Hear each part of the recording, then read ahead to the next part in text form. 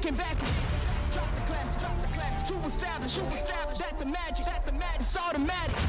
Got a mask, who was at her? Living legend, lethal weapon. Mastermind, never tied. Tell them all. I'm sick of your talking, you got the wrong one. I'm taking your king and I leave him broken. If I am in second, it's after no one. Just give me a second to let them know. I'm the headline, the deadline. I'm ahead time, the rare kind. I'm a living legend, lethal weapon, mastermind. Big time. Away we go here. There's everything to play for. She has found her composure again. Oh my God, the drama keeps going. Across the globe's most iconic locations, the world's elite will collide on 100 kilometers of pure racing. A brutal odyssey to answer a single question. Who is the greatest triathlete on earth? The first chapter is written here. Good afternoon and welcome to the Gold Coast, Australia for your first helping of T100 action in 2026. After a long winter, we are back, and what a location to kick off our 9-race season. If Wollongong last year was anything to go by, you can bet the Australian fans are going to be out in force, supporting our athletes in a ferocious 2-kilometre sea swim, a fast, flat and sweeping 80-kilometre bike, and a brutal 18-kilometre run to the end. And alongside me for this one, a pleasure to be back in the company of 15-time full-distance winner, Belinda Granger. Belinda, we're in your neck of the woods, and we should be in for a cracker today, shouldn't we? Oh, you certainly are, and you cannot wipe the smile off my face. The Gold Coast has long been a mecca for big sporting events, including the Commonwealth Games back in 2018, as well as the World Triathlon Grand Final, also in 2018. Who could forget that incredible sprint finish we saw between Ash Gentle and Vicky Holland? Just amazing. It certainly was. Now, back on the T100, 2026 is going to bring a few changes to the format. We've got 20 pros at each race. Athletes can compete in a maximum of 5 races across the year, including the grand final in December when we bring the men and women back together. In the race to Qatar, an athlete's 3 best scores plus the final will count towards their season-long position, and on the line, a whopping $4.2 million.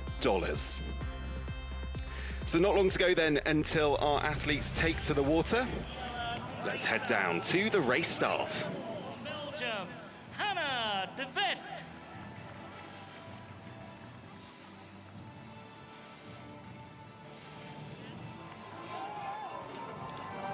Wearing number 20 from Great Britain.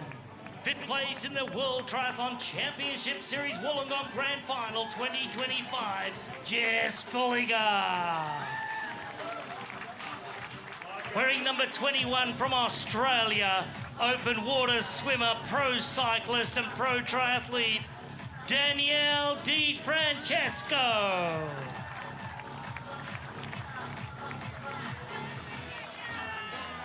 Wearing number 3 from Spain, 3rd in T100 Wollongong 2025, Sarah Perez Thala.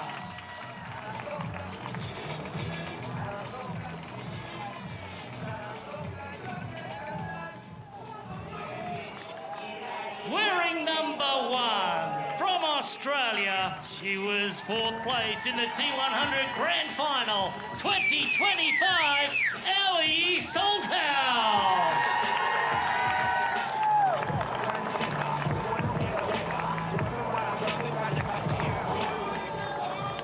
Wearing number 2 from the United States of America, Olympic triathlete, Olympic cyclist, and 6-time T100 champion, Taylor Knibb.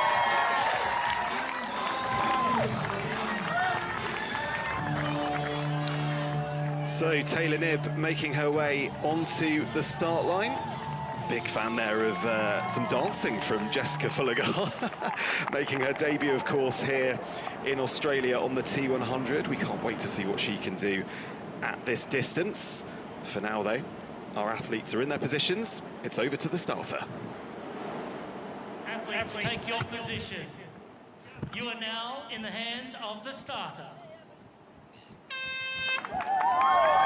Well, away we go here on the Gold Coast. The T100 is officially up and running for 2026. Expect one of the toughest and most unpredictable swims on the calendar as athletes contend with the surf on their way to 2 kilometres here in the water. And Belinda Granger alongside me, who looks right at home so far in these really tough conditions. Oh, look, and one of the things that Ellie Salthouse said earlier this week is the swim is going to make or break this race. And often the picture doesn't do it justice. It doesn't look that bad when you're looking at the screen, but I've been down to the Gold Coast and I've swum in these waters and it is tough, it's brutal. There is never any section of this swim where you get into a rhythm and you can just, you know, put it in cruise control, so to speak. You are fighting that surf every stroke of the way, but we do have some swim specialists, and obviously we know that Taylor Knibb, Sarah Perez-Sala, Jess Fulligar, Danielle Di Francesco are brilliant swimmers.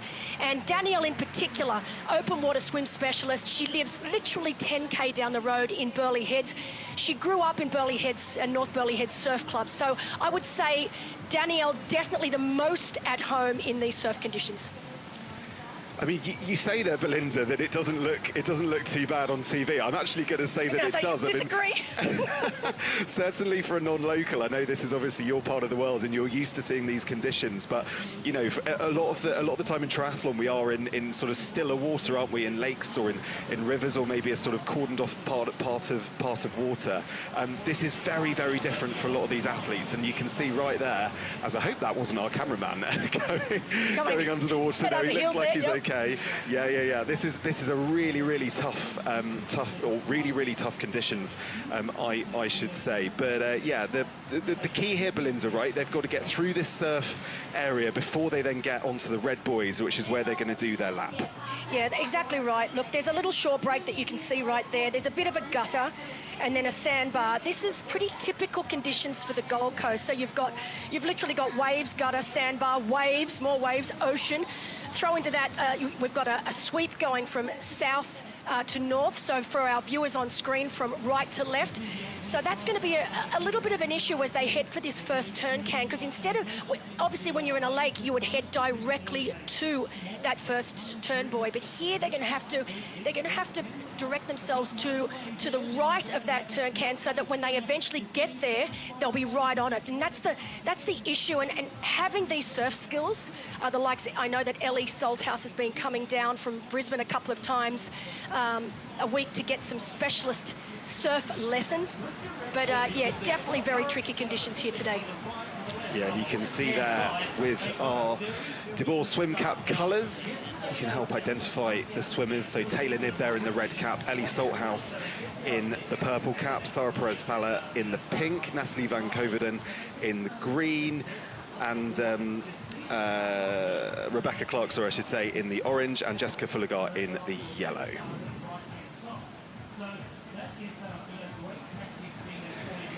So Belinda, they're just making their way, aren't they, to the start of this lap, essentially. It feels like they've been in the water a long time, not, 3.5 minutes just to get to these red buoys.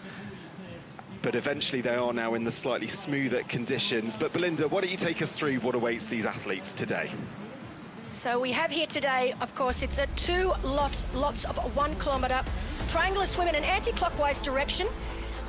We will not be having the athletes come out of the water. They will stay in the water for that second lap. They'll then get on their bikes, and we have got 8 lots of 10-kilometre laps. It is a fast and furious bike course here today. We are expecting some super fast times before they then make their way onto the run. 6 times 2.89 to be precise, laps here before they then have a 52-metre run to that finish line for a total of just shy of 18 kilometres for the run here today. Yeah, a long way to go until they lace up their running shoes and do that final 18 kilometres. We're expecting some pretty interesting conditions today, just in terms of the weather. Obviously, it's not raining at the moment, but there is potentially some rain in the air in this part of Australia this afternoon, so we'll keep an eye on that. We've got plenty of people on the ground feeling what's going on with the air. But at the moment, we can see, just looking at those swim caps, we've got Jessica Fullegaard there in 3rd place. I think that's the pink hat there, isn't it, of Sarah Perez-Sala as well? Correct, that is indeed Sarah Perez-Sala. Obviously a very, very good swimmer. Not particularly experienced in these conditions, but, you know, when you've got the star status that she has with swimming, and I know that she's only been here since last Wednesday, so 10 days, and she has been swimming in the water to try and get used to these conditions. So while not necessarily an expert, I think her swimming prowess will get her through this day. Okay, so we've got a view from the drone shot there, which looks fantastic, and just like you said, Belinda, does make this look a lot easier when you're certainly up high. But let's get the view off the ground, down on the ground, and for the first time this afternoon, we can head down to 2-time Olympian Aaron Royal, who's in the thick of the action.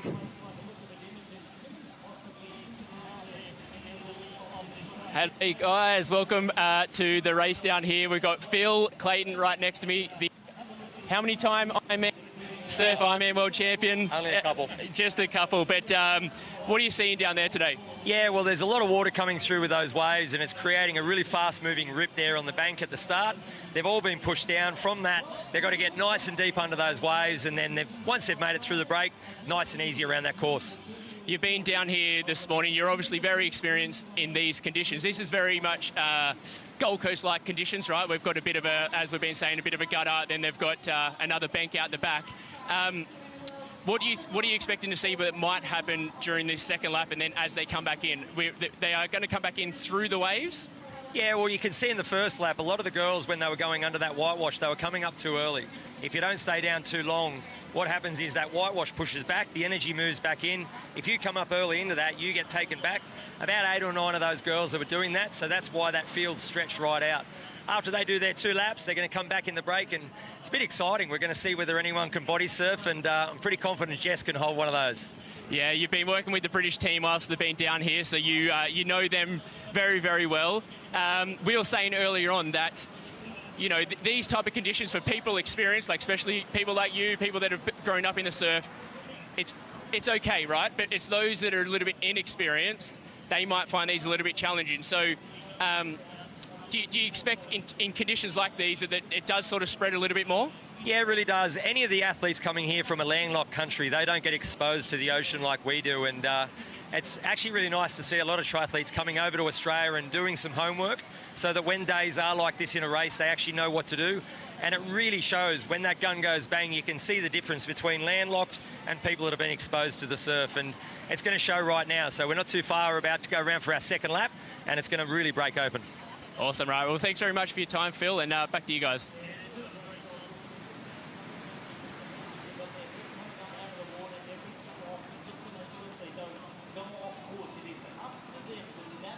And Phil Clayton, he is one of our absolute gurus of the surf, incredible athlete in his day, and he has been doing some amazing work with the British team, as Aaron said.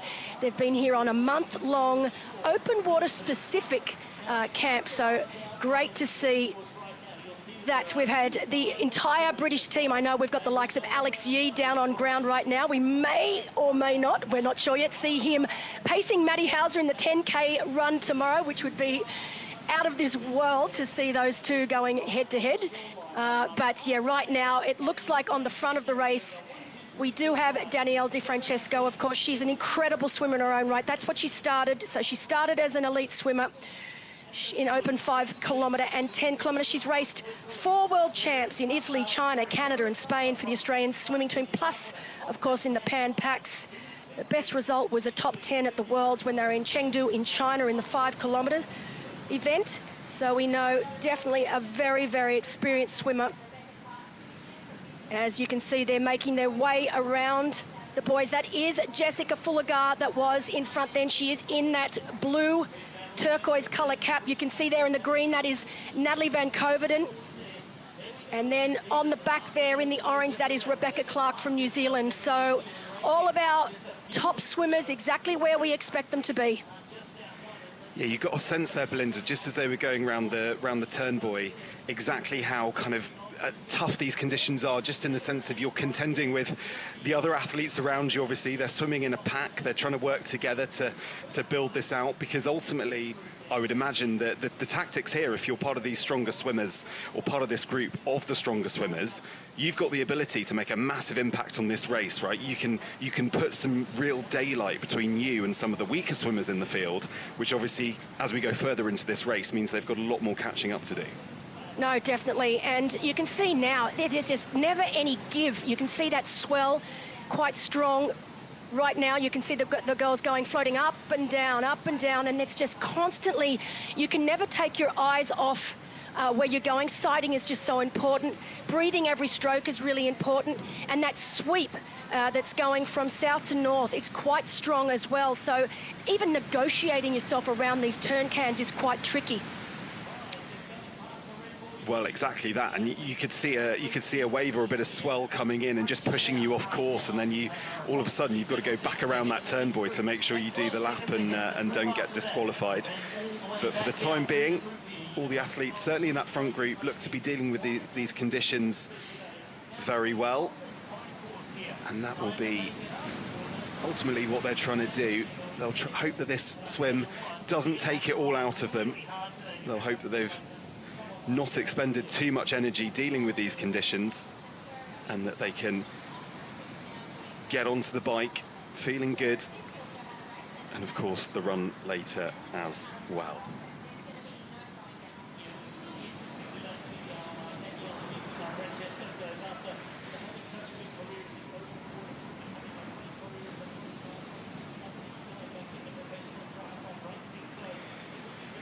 So, stunning conditions here on the Gold Coast. That water, we've been told the water quality is excellent in this part of the world, and you can take a look at it there. It looks really quite lovely. I don't know if Sara Perez-Sala or those athletes at the front there will be thinking exactly that. Belinda, tell us about these conditions in terms of what they take out of the athletes, and how much tougher a swim like this is on an athlete. Yeah, your heart rate really does spike. You know, as I said, in still water, it's that start where your heart rate really spikes, but then you're able to settle into a really nice rhythm. Heart rate comes down. You actually can get things under control. They don't get that opportunity here today to do that.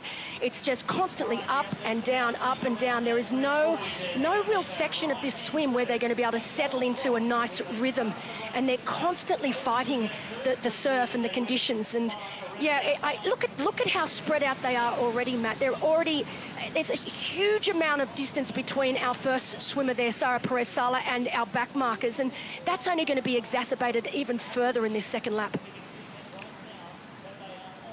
Yeah, and of course, no Aussie exit here, not at this race. Typically on the T100, we do get an Aussie exit, but not here. It's decided that it was better to keep the athletes in the water and not go through the surf yet again. And just a reminder of our cap colours there, our De Boer swim cap colours. Taylor Knibb with the red cap, Ellie Salthouse in the purple cap, Sara Perez-Sala in the pink, Natalie Van Coverdon in the green, Rebecca Clark in orange, and Jessica Fullegar there in, it says yellow, but I think she's actually in the blue cap, just so you're all aware.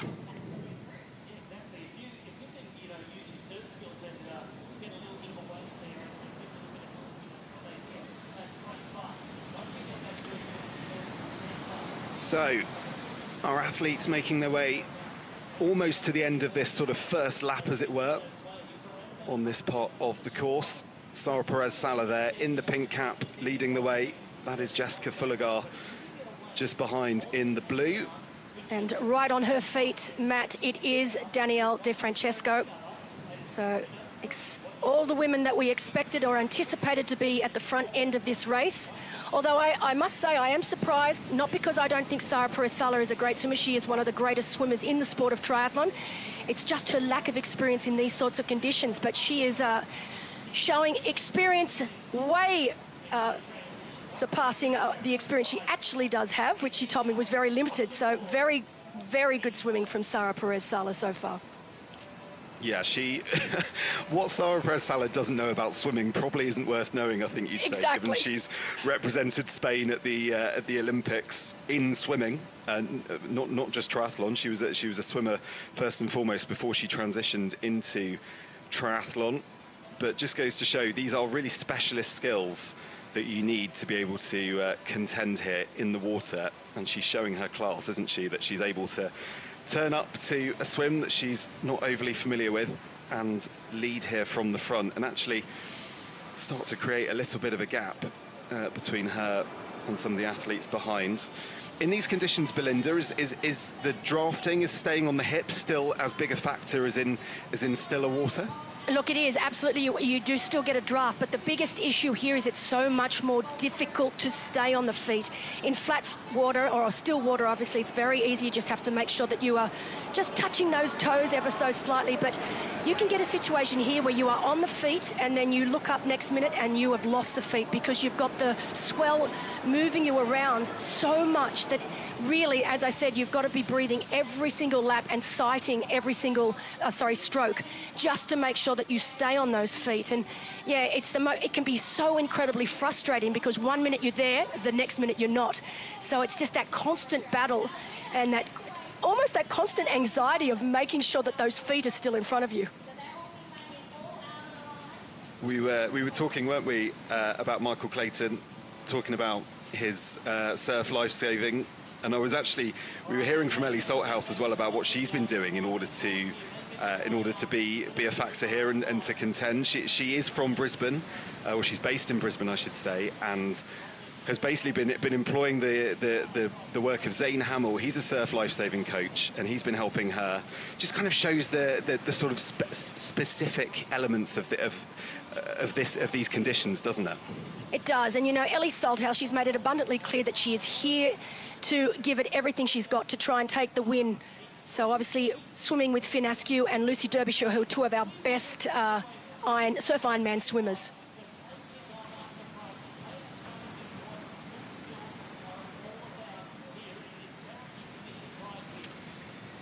So just over a kilometre to go, pretty much halfway through this swim leg. 17 minutes on the clock so far. Sara Perez-Sala still out in front. That is Jessica Fullegaard just in second, and Danielle Di Francesco in third place at the moment. Belinda, just with regards to, you know, surf Ironman, this surf life-saving that obviously you guys in Australia are so familiar with, just give us a bit of context and as to the sort of I guess the sport itself. It's a massive part of Australian culture, isn't it? It certainly is. It's been long installed. A lot of us have started in nippers, so when we were very, very young, we have such an incredible surf life-saving movement here in Australia, particularly in Queensland. And most of us as kids started in nippers, which is basically teaching us the skills of the surf on the board, paddling as well. And then we've got this great event, of course, Surf Ironman. So it's an amazing event, televised on as well. And it's a great, really, really good fun to watch. Actually, I was talking to Taylor Knibb about if she's done any specific surf training, and she said, oh yeah, I just went and looked at a few old videos, surf Ironman videos, and got all my tips on those from those, which I thought was really funny. It's one way of doing it for sure. Just you can see there the ones to watch. We're really excited about having Jessica Fullegaard here on the T100 today. This is her T100 debut. We're looking forward to see what she can do. Winner, of course, of the Noosa Triathlon last year. Taylor Knibb needs no introduction at all, our 2024 T100 World Champion. And then, of course, Ellie Salthouse, the sort of home hope, as it were. She's looking for her first podium on the T100. Finished fourth in Qatar, fourth in Wollongong, Australia last year. She's been knocking on the door for a while, and with all of that home support, with everyone behind her, she said earlier this week, she reckons half the crowd are going to be here for her. All her family are here. So we look forward to seeing them cheer her on later in the race.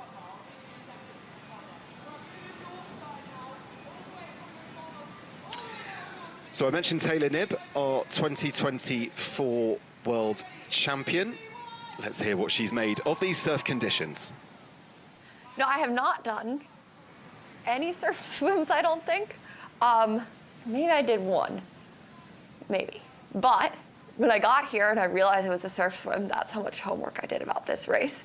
I think it's a fantastic opportunity because LA is going to be a surf swim, and so there's like a lot of like skills to learn. And so I've been watching some of the Australian Ironman. This, don't worry, it's not your competitor Ironman. It's the Australian Surf Life-Saving Series, and watching it. It's a cool sport. I'd never heard of it before. It'll add an element to the race that's really cool, and I'm kind of just excited to see how I do, and I could come out of the water last, and it is what it is. She's had a big smile on her face, hasn't she, all week, Belinda Taylor. She's, I think, really enjoying her training at the moment, it seems. And Yeah. sorry, I'm just gonna stop there. We've got our athletes going in quite different. Oh, sorry, is that they're going in slightly different directions there, aren't they?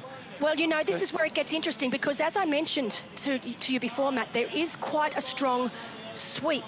And so when you are coming back to shore, like they are going to be coming back in, if you were to go directly into shore to that finish, and you can see actually there is one swimmer that is definitely not going the right way there. So you can see that they were off course just slightly.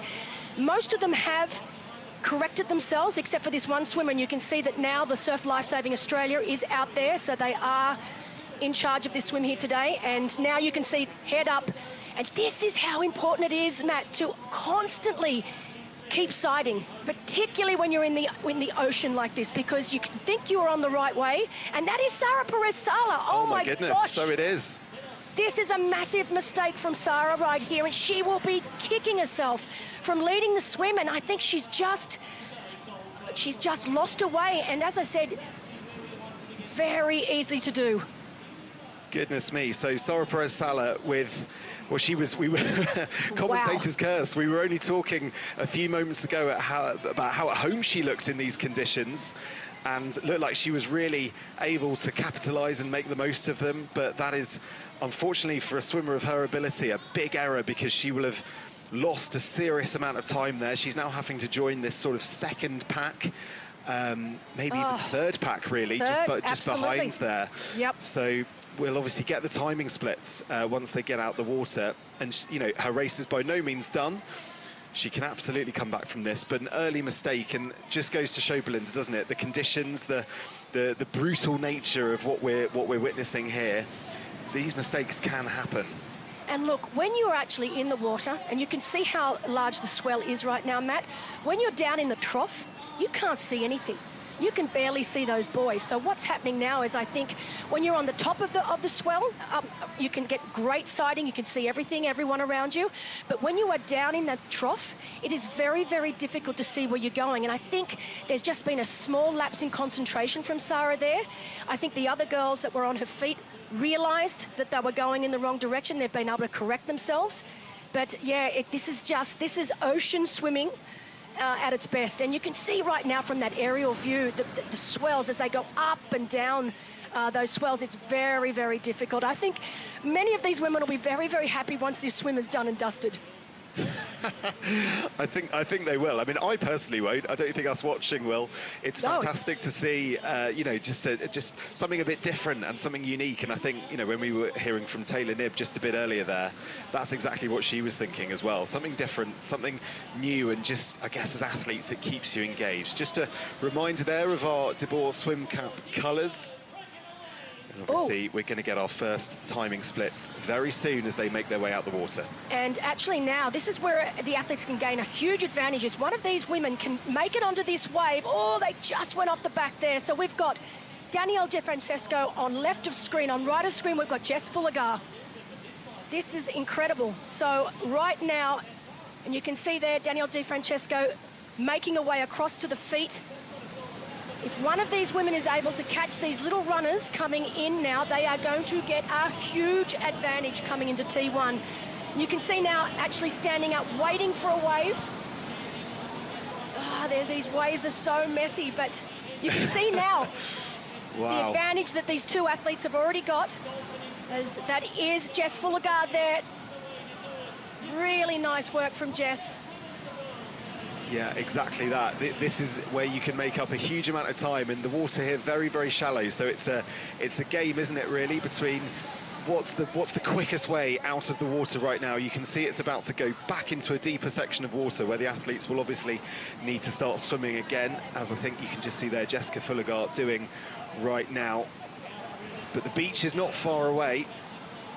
But that heart rate just then, Matt, just from having to stand up and dolphin like that, the heart rate just goes through the roof, and then they've got to get back in the water and swim the entire way now, because we talked about that gutter. And they've already obviously gone through, they're back in the gutter now, so they've gone over that sandbank, they're back down in that gutter, they're gonna have to swim all the way to the beach, and heart rates will be absolutely through the roof. They certainly will be, but at least once they get out the water, there's all the fans there lining the transition area, ready to give them a big cheer as they come through. And not long to go now until Jessica Fullegaard touches dry land, and she won't be touching the water again for the rest of today. There she is. So, first swimmer out of the water, Jessica Fullegaard. Takes a look behind her. She might not have had too much idea of how close the other athletes were behind her. But on her T100 debut, she's absolutely bossed the swim, and she currently sits in first place. And that was Imogen Simmons. Wow, Imogen Simmons, wasn't it? What a great swim from Imo. Brilliant swim. Of course, Imo's spent a lot of time in the past in Phuket. Not that we've got great, big, huge surf in Phuket, but she's very used to swimming in the ocean. There was Rebecca Clark there, as well as Danielle Di Francesco. So Danielle coming up the beach now in second, but great swim. Natalie Van Coverdon also there in the green cap, so great swim from Nat as well. I know her parents are up from Sydney here cheering her on today as well. Jess Fullegaard, a short course athlete, so expect these transitions to be pretty neat and to be pretty quick, and that is exactly the case. She makes her way out of the transition zone, and she'll begin 80 kilometres on the bike. Sarah Perez-Sala there, she would have expected to be right there with Jess Fullegaard, but unfortunately taking a wrong turn in the swim, so she'll be a little bit late.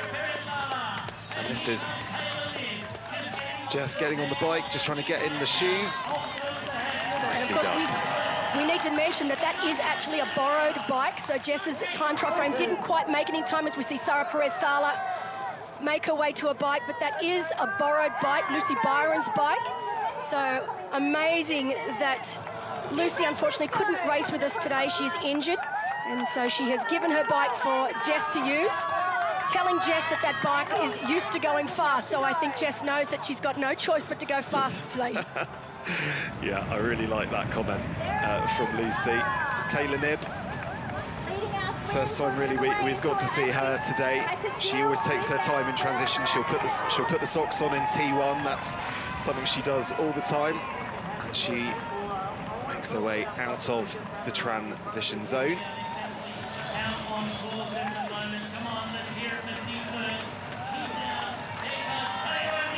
There she goes onto the bike course.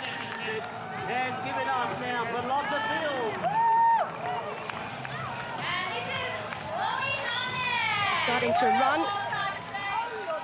Interesting way to do it, but yeah, just pick up your bike and run. And run with it. And you can see lots of films there on screen.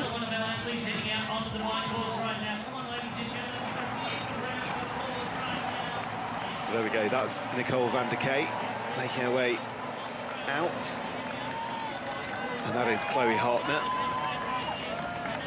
So Chloe from Inverell, inland New South Wales. I know that her fiance Cody having a big party at home right now, big viewing party, so a big shout out to Cody.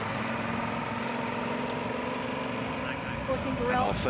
Our first look at Jessica Fullegaard right at the front of this race. She'll be pretty chuffed, won't she, Belinda, with how this race has panned out so far? Oh, look, absolutely. After watching Jess win Noosa Triathlon, of course, I'm from Noosa, so I got a bird's eye view of her win there last year. Seeing her on a time trial frame, you would never, ever think that she's done hardly any time on a frame. I mean, looking at that, how aero she is, we know that she's incredibly aero on her road bike, and to see her now, you'd think that she'd been on a time trial frame for years and years, but she's barely done any pure time trial training, but she's just one of those athletes that is just so technically superior when it comes to bike riding. She's magnificent to watch. Look how aero she is. I mean, this is something that often takes athletes years to get this aero, and she's like it already. It's not fair. Yeah, she certainly won't have had too much experience on the TT bike heading into this race. She's a young athlete as well, only 25 years old, so very much making her mark in British triathlon with that crop of fantastic female athletes with the likes of Kate Woff, Georgia Taylor-Brown, Beth Potter, to name but a few. So with the Olympics starting to get on the radar of these athletes, certainly in a couple of years' time. The qualification starts this year. She'll have half an eye on that, but for the time being, why not take a free hit on a T100 race? Absolutely. Look, you forget, she's only 25 years of age. Of course, originally raced for France back in the day, but now, about 4 years ago, I believe, she did change and races now for Great Britain. And like you said, the British female athletes, they just keep producing the most incredible athletes. As we've got a great shot there of Danielle Di Francesco, another of our very, very good bike riders. One of the strongest for sure.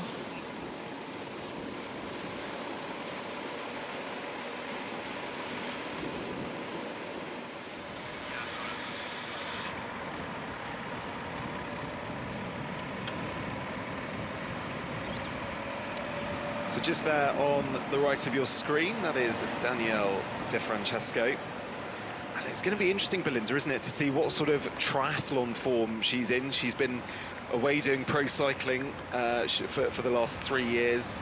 She's ridden on all the famous tours, and now she's back in triathlon. And yeah, I mean, if anyone, you would think the bike leg would be exactly where she'd be able to make her mark, wouldn't you? Yeah, absolutely. She was pro cyclist from 2020 to 2025, and obviously at the end of last year decided to try her luck again in triathlon. She did race when she was a junior, so she has been a triathlete before. She obviously started as an elite open water swimmer over 5K and 10 kilometers. Just an incredible athlete all round, but she had quite a successful career in pro cycling, but decided that she wanted to come back and try her hand in triathlon again. And watching her in Noosa Triathlon, that was her first race back at the end of last year.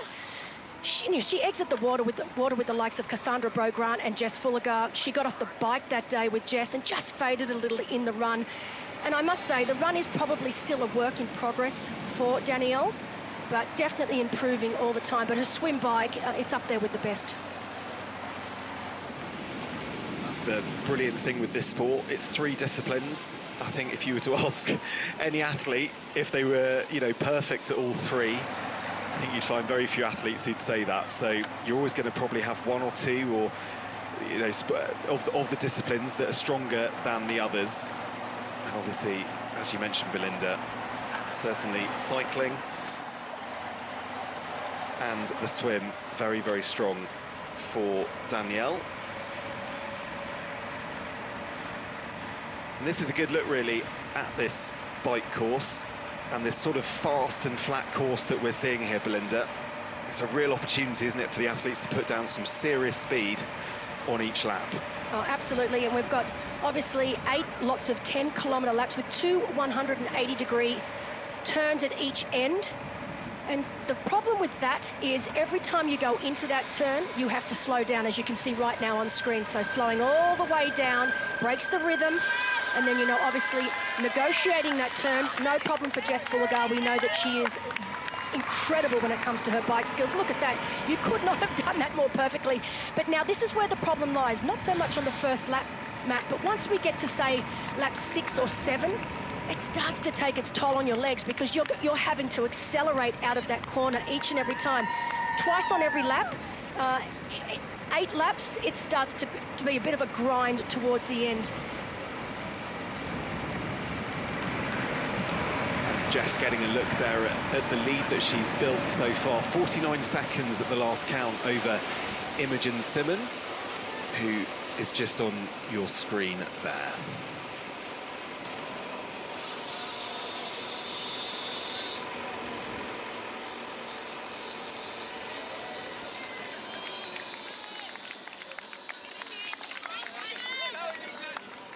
So eyes on there, Imogen Simmons, who currently is part of this second pack, around 40 to 45 seconds behind Jessica Fullegar out in front. And interesting. Just wanted to hear what she had to say there. I think she's just a little worried that the motorbike's getting a little close. I'm sure we'll stay tuned to see what Imogen Simmons has to say, but for the time being, every race, of course, matters in the T100, and just like last year, all our athletes are competing in the race to Qatar. History waits at the finish line.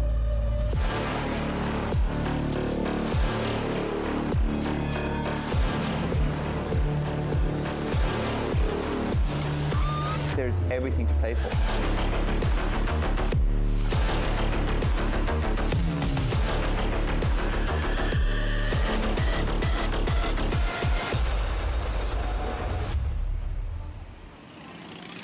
Spain, Vancouver and Dubai all up next for our female athletes, of course, before the grand final in Qatar in December. And there's an awful lot of racing to go between now and then. The 2026 season officially up and running here on the T100. And we can't wait, can we, Belinda, to see how these athletes are going to go. It really does promise to be a fantastic season. It does, and you know what I love about the first big race of the season is there's just so many question marks. So many of the women racing today, this is the first race up for the season. We've got a couple of athletes racing that have obviously raced a couple of times. We know that Rebecca Clark, this is already her fourth race for the season, having just done Ironman New Zealand only 2 weeks ago. But for many, for the majority of our athletes here today, this is the first race of the season. So there's that unpredictability about it. I mean, we can see right now left of screen, Jess Fullegar having an incredible race, doing exactly what I think Vicky Holland, we had a chat to her yesterday, didn't we, mate? She said, you know what, I definitely think that I love the spectators on the side, they're really amazing behind it. But we know Jess Fullegar is just such a superb athlete, and I'm still blown away with her position on her bike. This is not her bike. This is a borrowed bike. Yet she looks at one with it, and she just has the beautiful position and riding so incredibly well. And we know we've got Nat Van Coverdon and Imogen Simmons chasing hard behind, just doing everything they can to try and limit that gap between the two of them. But yeah, just terrific racing from Jess Fullegar straight away, as soon as that gun went off.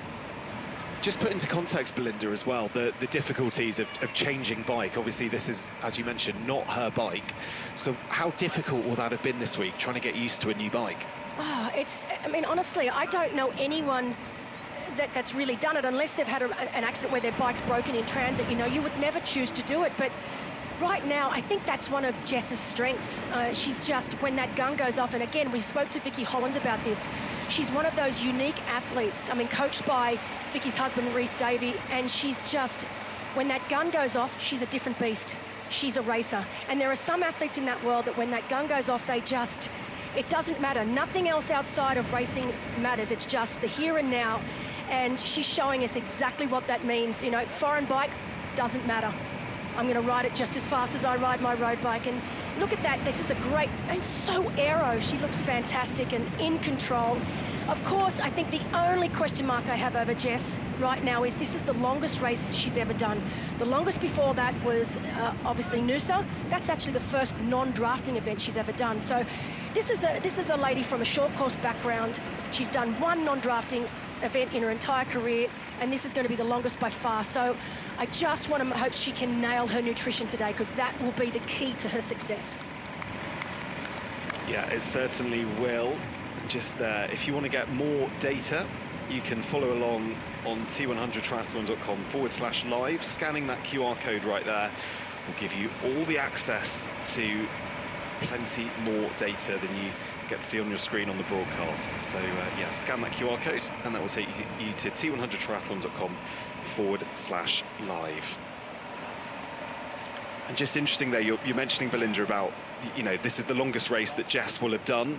This will be a real test for her in that sense. But talk to me about the psychology, I guess, of a free hit in this sport. You know, there's actually zero expectations, I guess, for us. I mean, maybe apart from us in the commentary box, about seeing what Jess can do today. But sort of psychologically, as an athlete, does that just free you up a bit to be able to go into a race like this and actually just put your best performance down? Absolutely. I mean, this is not her distance. This is a young woman that is in, you know, the high performance team for Great Britain. Her goal will be to make the Olympics in LA in 2028, and that will be her focus for this year moving forward with the World Triathlon Series. But I think this is an opportunity that she just decided to take. She was over here, obviously training, has been here for the last month, training with the British team. And why not? And I love this attitude, and I think she's got everything to gain and nothing to lose from here today.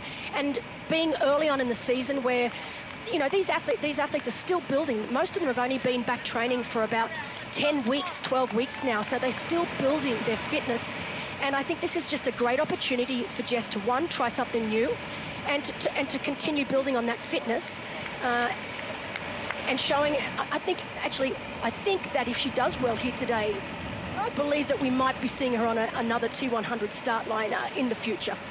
I'm putting that out here now.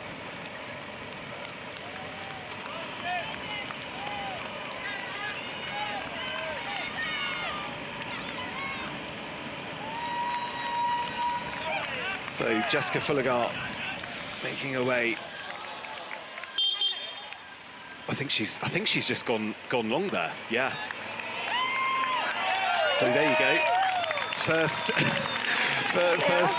little bit of adrenaline there, as if being in the lead of this race wasn't enough. I think she just went through the cones, didn't she? Do you think that maybe she misjudged that, Belinda? Do you think she must have known that the course was turning there? She will have done a course recce, so perhaps she was just carrying a bit too much speed. Yep, exactly. Carrying just a touch too much speed to go around that roundabout.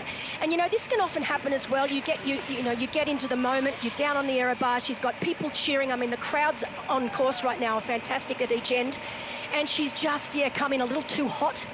But she corrected herself so beautifully. Didn't panic, didn't stress, just lightly touched on the brakes, took the corner when she could, and she's back on track. But the big mover right now, and look at this, coming round, has made her way through the field and is now in second place. No other than Taylor Knibb, taking that corner absolutely perfectly. And this is just experience at play right here. And now, you know, Taylor Knibb, 28 years of age, just that touch more experience, obviously, over this distance particularly. But I honestly, this woman just blows my mind. She is just so incredibly talented. We weren't sure what type of condition she'd be in over here, but look, no one's making the trip from the US all the way to Australia if they're not in some sort of shape to take on the win. And we know that Taylor, everyone knows how incredibly talented she is. But as I said, coming out of winter, she's from Boulder, Colorado. It's been winter there, but luckily for Taylor, been a very dry and quite a mild winter as far as Colorado is concerned. So I think Taylor's just very excited here to have this opportunity to be back racing and just to test how early form is going. Well, you sort of mentioned it earlier with regards to a race at this point in the season. Form is really unknown, isn't it? And it's unknown for us in the commentary box, but you would imagine as well for these athletes it's a bit of unknown as well. They've obviously put in the hard yards over the winter, just as I think that's Jess Fullegaard just being told to stay to the right on this course. But yeah, Taylor Knibb, really looking forward to seeing what she can do. And obviously last year on the T100 she did still get one win, but by sort of her incredible standards that she set in 2024, of course being our T100 world champion, winning 4 times that season, you would say perhaps last year was a disappointment maybe, Belinda? Is that the right way of putting it? Yeah, it's an interesting one. And you know, when I sat down and spoke to Taylor about this, and this is what I love about Taylor, you know, of course, emotions get in the way. And I think when she first looked back at last season, it was a disappointment, but perspective is everything, isn't it? And you know, when you sit down, take the emotion out of it and actually go through exactly what you did. Yes, she finished further down the T100 series than what we're used to seeing in 8th place, but she podiumed at the 3 events that she did. But she's still an incredible athlete, and I always say no race is a failure as long as you can take one positive out of it. And I think that's what her and her coach, Dan Lorang, have done. They've sat down, they've put it all into perspective, and there've been a lot of lessons learned. And there'll be a few changes I think we'll see this year for Taylor as we move into this season proper. But she's an incredible athlete, and I have absolutely no doubt that the best of Taylor is still to come. Well, let's hear from the woman herself. Here she is discussing what happened last year. Last year was not great. I think also coming off of the season that I had the previous year. Last year was like a complete disappointment. But I think it forced me to reevaluate a lot of things and to check in with myself. And so I hope it ultimately makes me a better athlete. And so that's kind of, as a piece to the puzzle, in 10 years, it could be the best season ever because it catalyzed a lot of change. But right now, sitting at it, just as it is, it just kind of like leaves an icky feeling in my mouth, but need to change that.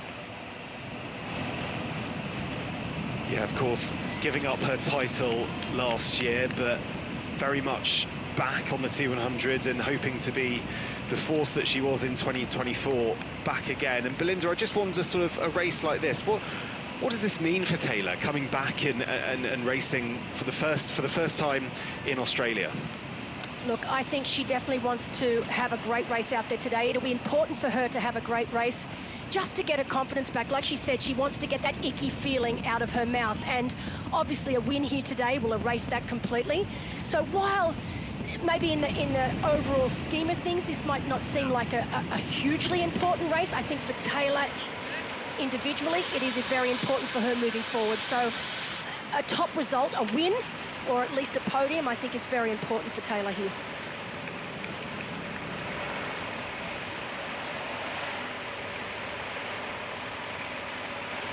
Certainly would be, wouldn't it?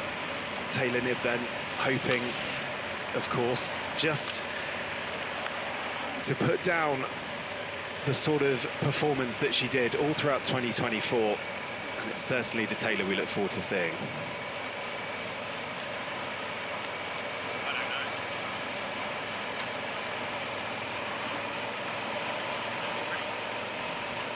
So back at the front of the race with Jess Fullegar. She's got about a minute over that second group of Taylor Knibb, Imogen Simmons, Danielle De Francesco as well, right behind there. And a minute gap, Belinda. I mean, it's certainly not gone down, and we know what a talent Taylor Knibb is on the bike. And so far, if you were Jess Fullegar and you were dreaming up your perfect T100 race today, this would be pretty up there, wouldn't it? It would. It's right where she wants it to be. And look, as we said, I have no doubt that the swim-bike combination of Jess Fullegar today is up there with the best of the best. There's just a little bit of a question mark over the run. The longest run she's ever had is 10 kilometres. We've got 18 here today. So for me, that's a significant difference, and she will be relying on getting her nutrition right. And it's not even so much getting the nutrition right, it's whether her stomach's going to be able to take that nutrition, because it's not something that she's used to doing. She doesn't race long, so therefore hasn't had the training rides or runs where she's actually taking on a lot of nutrition that will be needed today. So it's going to be very interesting from that perspective, but I know that she is a racer at heart, so she's doing everything right. I can't say anything now except for positive on her race. Jessica's just racing beautifully on the front.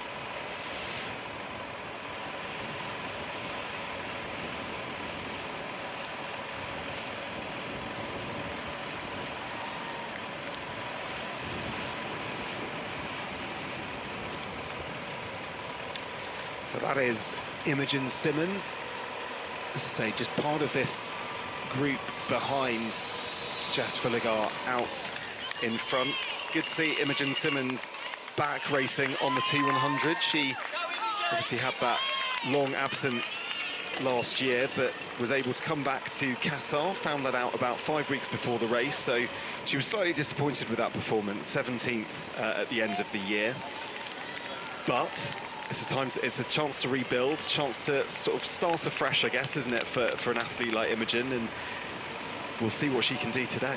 Yeah, look, obviously last year was not a great year for Imo, and I think she's happy to put it in the back pocket right now and move on. And I know this year, 2026, it's all about new beginnings, and right now, having the race that we expect, that we know that she is capable of. I've known Imogen since she was a junior, when she first started in professional triathlon, and I could tell from day one of meeting her that she was incredibly talented and had what it would take to be a professional athlete. You can see that Taylor is just starting to pull away, though. I know that Imogen would like to have been able to use Taylor as a way of getting up to the front of the race, but you can see Taylor just so strong. But Imogen, she's been here for a while, for a couple of weeks now. She spent a few days up in Noosa with myself, and then she's been based in Brisbane, actually, with her friend and fellow pro triathlete Milan Agnew. So they've been doing some great sessions together. Coached by Ben Rezel. Well, actually, Ben's got quite a few athletes racing here today. I think Daniela Kleiser is another, as well as Nicole Vanderkate. So, but great to see Imo back where she belongs, and so far racing very, very well at the front of this race. Obviously, the absence from racing in the sport is one thing, but mentally then and physically to stay in the same shape that you were before that pause happened. I mean, goodness me, that takes some grit and some determination, doesn't it? And then obviously to come back, I imagine sort of a new year, new beginnings. Very much the case for Imogen, and yeah, certainly able to come back onto the T100 and become a factor, because 2024 she certainly wasn't she? I mean, second in London, as we saw there, her best result on the T100. She also had a fourth in San Francisco in 2024. So she very much is a force to be reckoned with when she's in form, and she will certainly be looking to make her mark.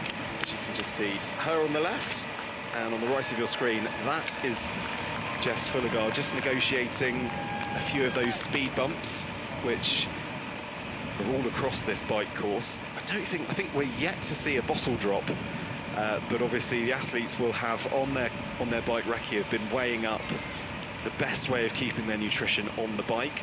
We saw quite a bit of that at the back end of last year. Some of those speed bumps really nasty and can make a big difference to your race if you lose one of those.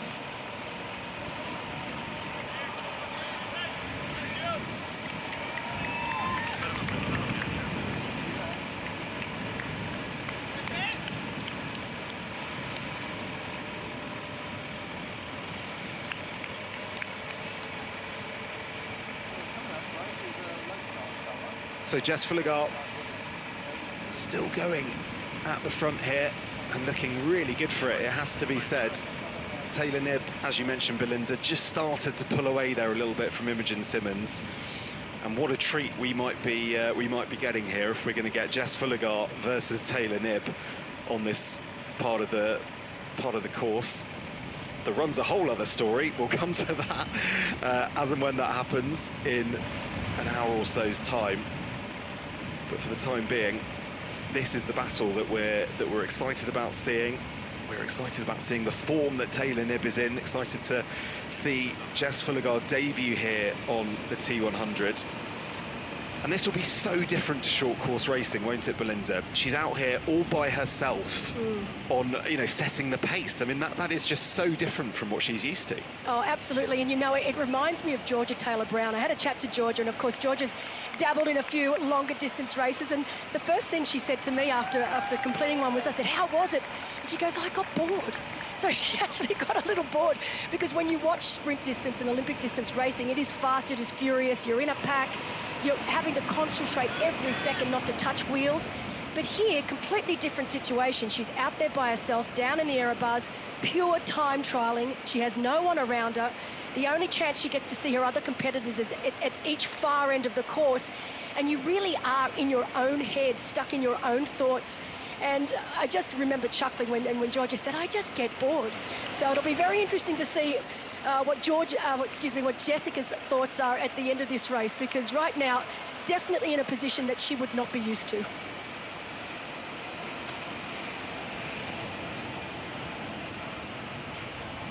Yeah, so she will have got a lot of advice, won't she, there, from the likes of Georgia Taylor-Brown. Part of that brilliantly strong British triathlon cohort, many of which are here on the Gold Coast today. We know Kate Woff, sadly injured at the moment, was due to be racing here, but she will, I'm sure, have been lending a few words of wisdom and encouragement to Jess, and giving her some advice on how to deal with the 100-kilometre distance, because it is very different. But as we saw in 2025 with the likes of Hayden Wild and Kate Woff both becoming our world champions, the short course athletes really did take it by the scruff of the neck, didn't they? And just went to, or just showed to us really, that short course sets you up perfectly for the 100k distance. Yeah, it definitely does, and it's definitely closer to Olympic distance for our Olympic distance athletes than it is for our traditional long distance athletes, so our full distance athletes, our Ironman athletes. Because right now, especially where women's sport's going, it is improving every season. The women are just raising the bar. And now, you know, the times that they're putting down for middle distance and full distance, it blows my mind when I think about it. And, you know, we've got so many athletes to thank for that. And when these short course athletes actually come across to the longer distance races, they are bringing their short course speed with them. And that is what we're seeing. And they're forcing these longer distance athletes to really up their game. And I mean, it scares me to think in a couple of years' time where we're going to be. But we know we've been knocking on the door of sub-8 for our professional women in full distance, and I don't think it's going to be very long before we start seeing that happen. It's going to be reality, and it's the same with our middle distance, and now, of course, with the T100 distance. Those times are just continuing to get faster and faster each and every season. Yeah, it's a thrilling prospect, it has to be said. So that's Taylor Knibb there on the right of your screen, going round one of those two U-bends on this really fast and flat course here on the Gold Coast. Brilliant support, it has to be said. Fans lining the street here. We've had around 5,000 amateur athletes take to the streets across the weekend. We've had the Olympic distance race this morning. We've got the 10-kilometre race tomorrow, the 100k race as well for the amateur athletes tomorrow as well. All vying, of course, to be in with a chance to make it to Qatar at the end of the year for the age group World Championship. So plenty on the line, not just for these pros, but for the amateurs as well. And I'm sure a few of them will be picking up a few tips from our women here, because the likes of Jess Fulligar there on the left and Taylor Knibb on the right are making light work so far of this Gold Coast course.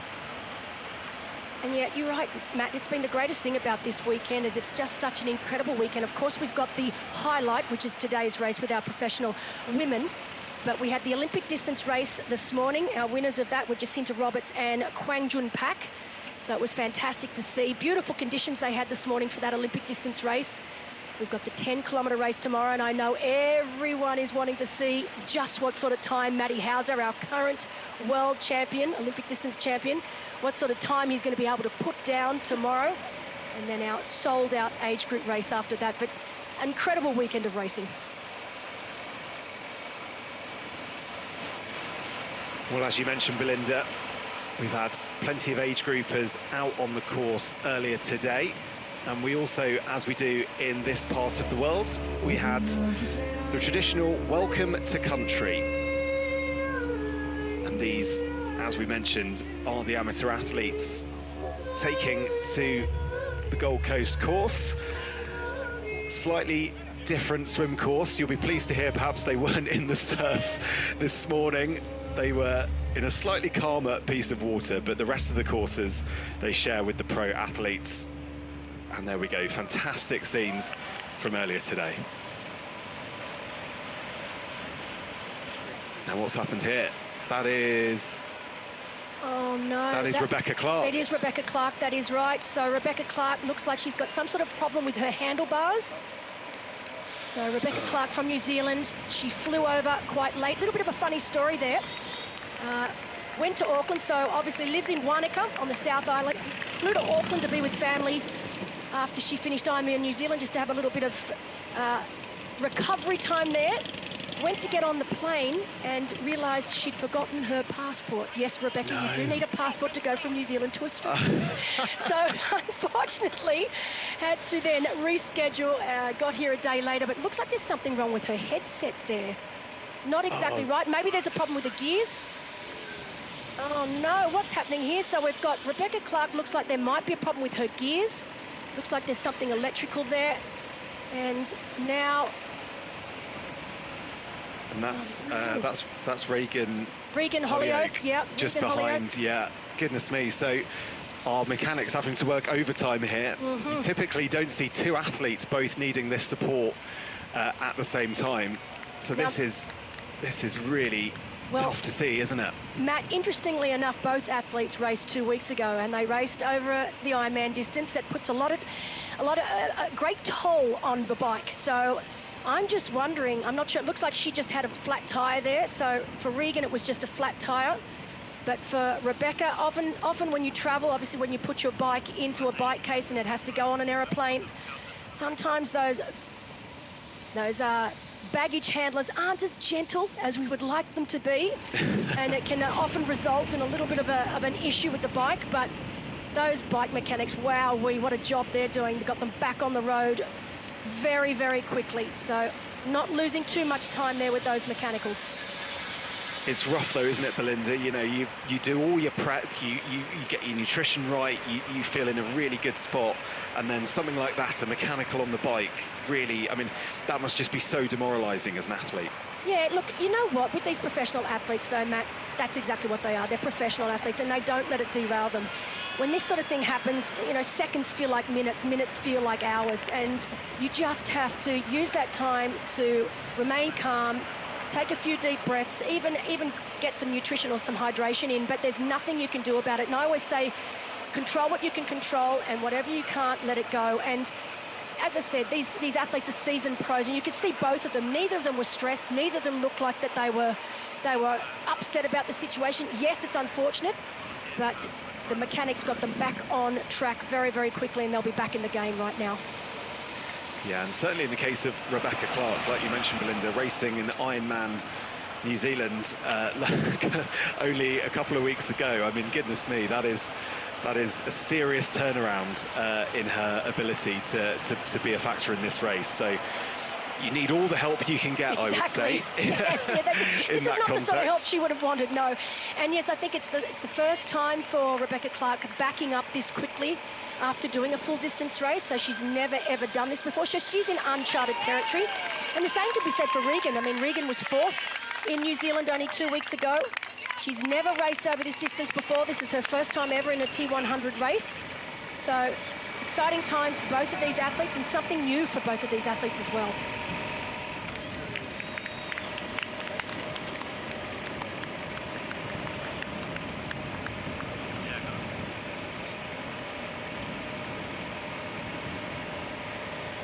So Jess Filligar still leading at the moment, and that's a great look, isn't it, at the nearest challenger in Taylor Knibb, just behind her.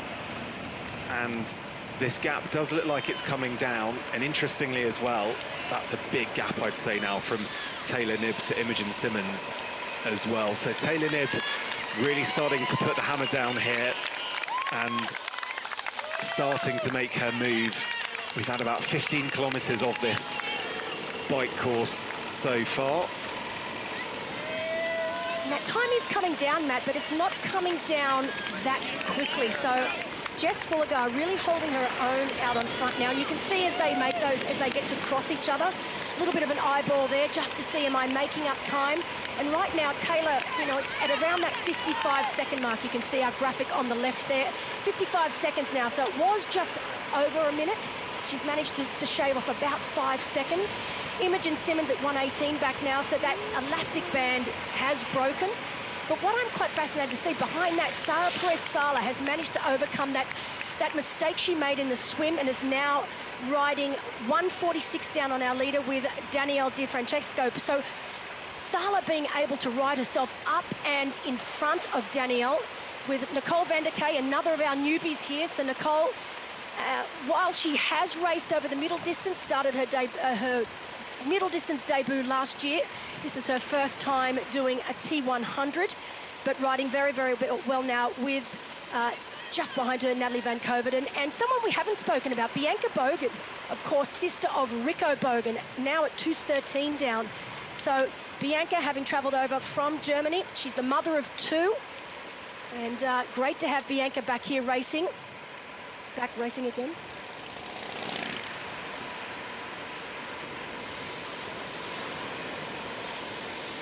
So yeah, as you say, Belinda, Bianca Bogan also trying to become a factor in this race. Alana Siffer as well, just behind, and she made a massive impact in the race last year in the French Riviera. Look forward to seeing what she can do on the bike. But if you are inspired by what you're seeing so far on the screen, here's how you can get involved in the T100 this year.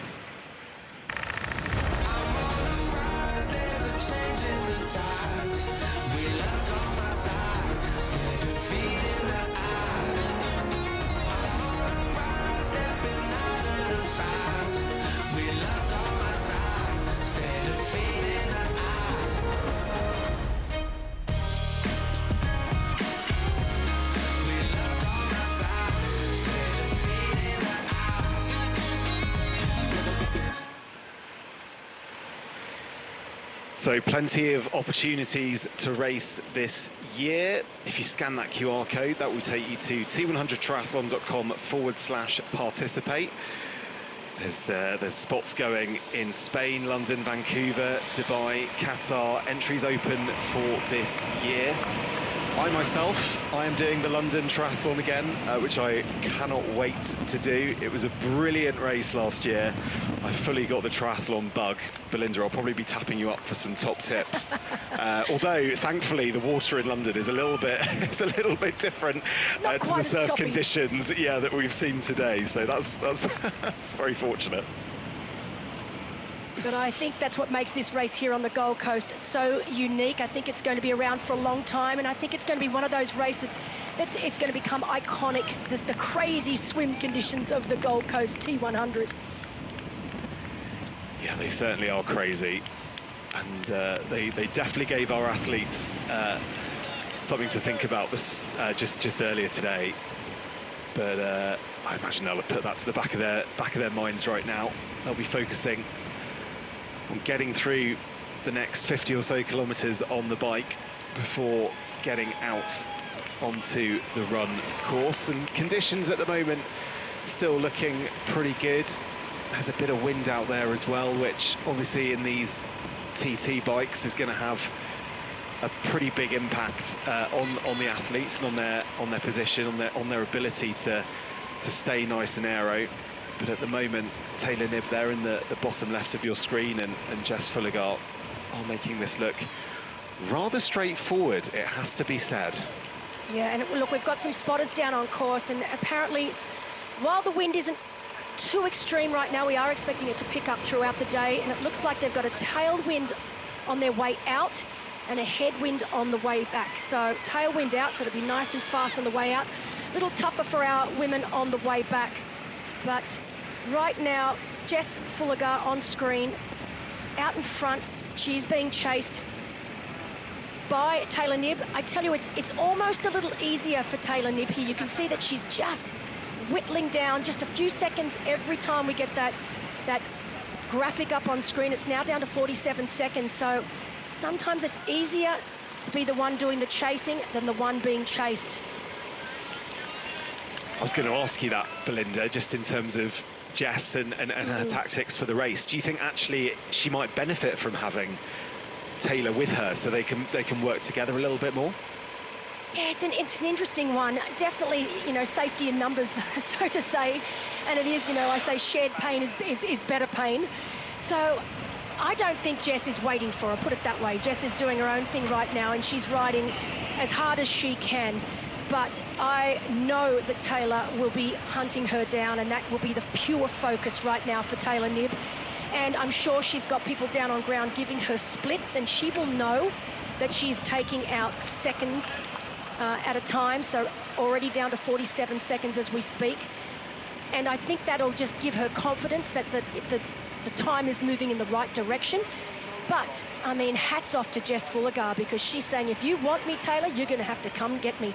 And right now, she's going to make it extremely difficult for Knibb to try and get her before they enter T2. Yeah, she's certainly laying down a marker, isn't she, at the moment, Jess Fullegar. I just wonder for Taylor Knibb, you know, she will have had her own race strategy, of course, for this race. Do you think the likes of Jess Fullegar are just taking her a little bit by surprise maybe today? But you know, she might not have known a huge amount about Jess in terms of, well, none of us really know a huge amount about Jess in terms of the 100k distance, because this is her debut race on the T100. So I'm curious as to how Taylor will be approaching having a kind of a new competitor really out in front. Yeah, absolutely. And to be honest, if it wasn't for Noosa Triathlon at the end of last year in November, I probably wouldn't have known too much about Jess either, because she is from a short course background. You know, last year in Wollongong, when we had obviously the World Triathlon World Championship, she had an incredible race. That was a breakthrough race for Jess, and I think she really proved to herself that she belongs at the pointy end of the field. You know, she finished 5th there, which is a career best result for Jess. And moving into the Olympics 2028, she knows that she is a contender to make that British team. So I think today she's just having a bit of fun with this course, doing it really, really well, of course, right now. But as we mentioned earlier, she's got everything to gain and nothing to lose. And I think she's going to make Taylor really work hard if she wants to win here today.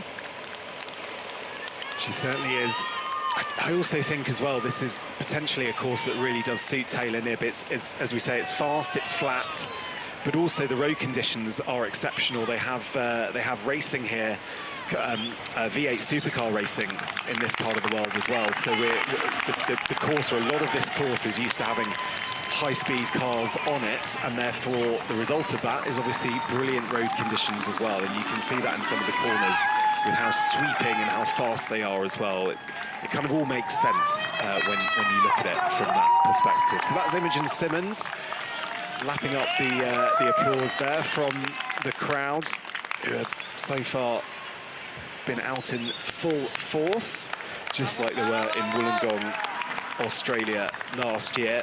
Belinda, I have to say, the Australian fans, they really do get behind their athletes, they get behind sports, don't they, in this part of the world, and what a brilliant atmosphere it is. Oh, look, they definitely do. Being a part of Wollongong last year for the T100 Wollongong, and obviously also the World Championship, was unbelievable. I mean, to get crowds like that, it gave me goosebumps. And to seeing everyone coming out here in force again today. The Gold Coast, as I mentioned earlier, is renowned. They love their big sporting events. You know, we've got the Gold Coast Marathon, we've got the V8 supercars, we've got the Magic Millions, so the horse race that we've got down there. And it's always been a place that loves its big sporting events. It's always go big or go home on the Gold Coast. And right now, it doesn't surprise me that we've got so many spectators out there, and the weather's behaving. You know, we thought that around 2 o'clock today there would be a little bit of rain around, but it looks like that's holding off, which is fantastic for everyone. Yeah, it certainly is. You don't want to be going around those corners on a TT bike if it's raining. I think that's fair to say. Not. Neither do you want to be running around those corners as well if it's raining too.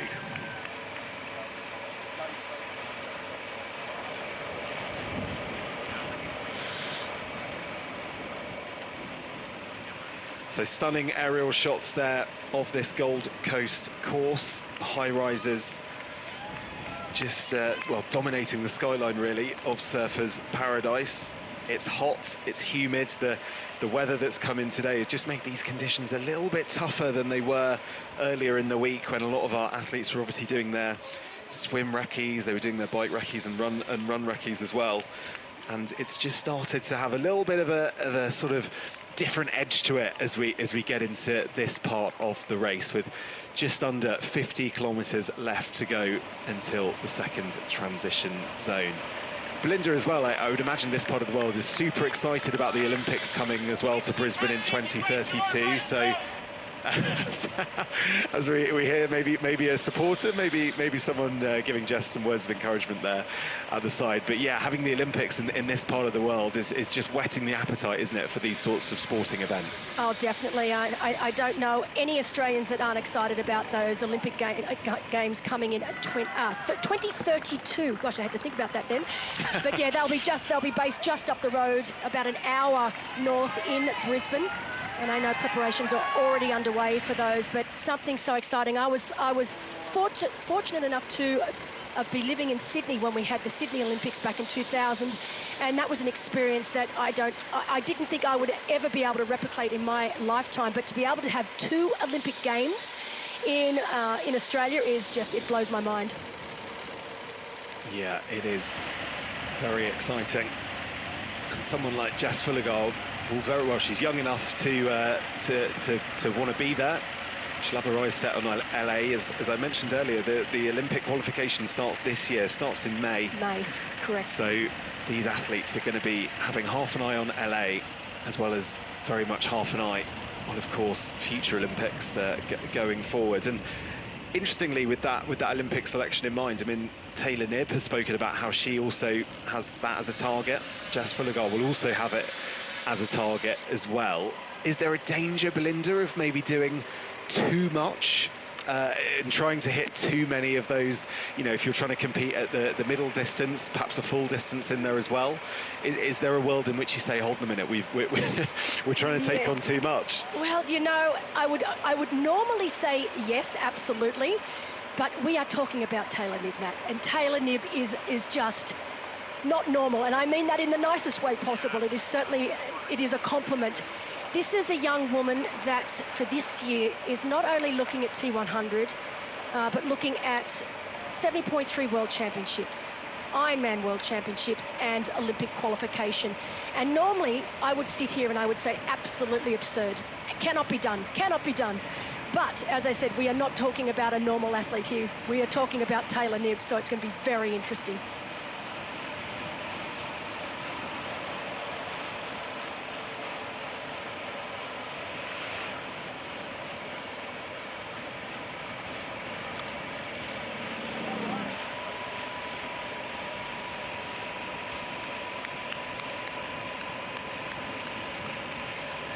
So great shot there of the left of Taylor Knibb, chasing down our current leader, right of screen, Jessica Fullergard. Of course, Jess here, racing over this distance for the very first time. Taylor Knibb, definitely the more experienced of the two.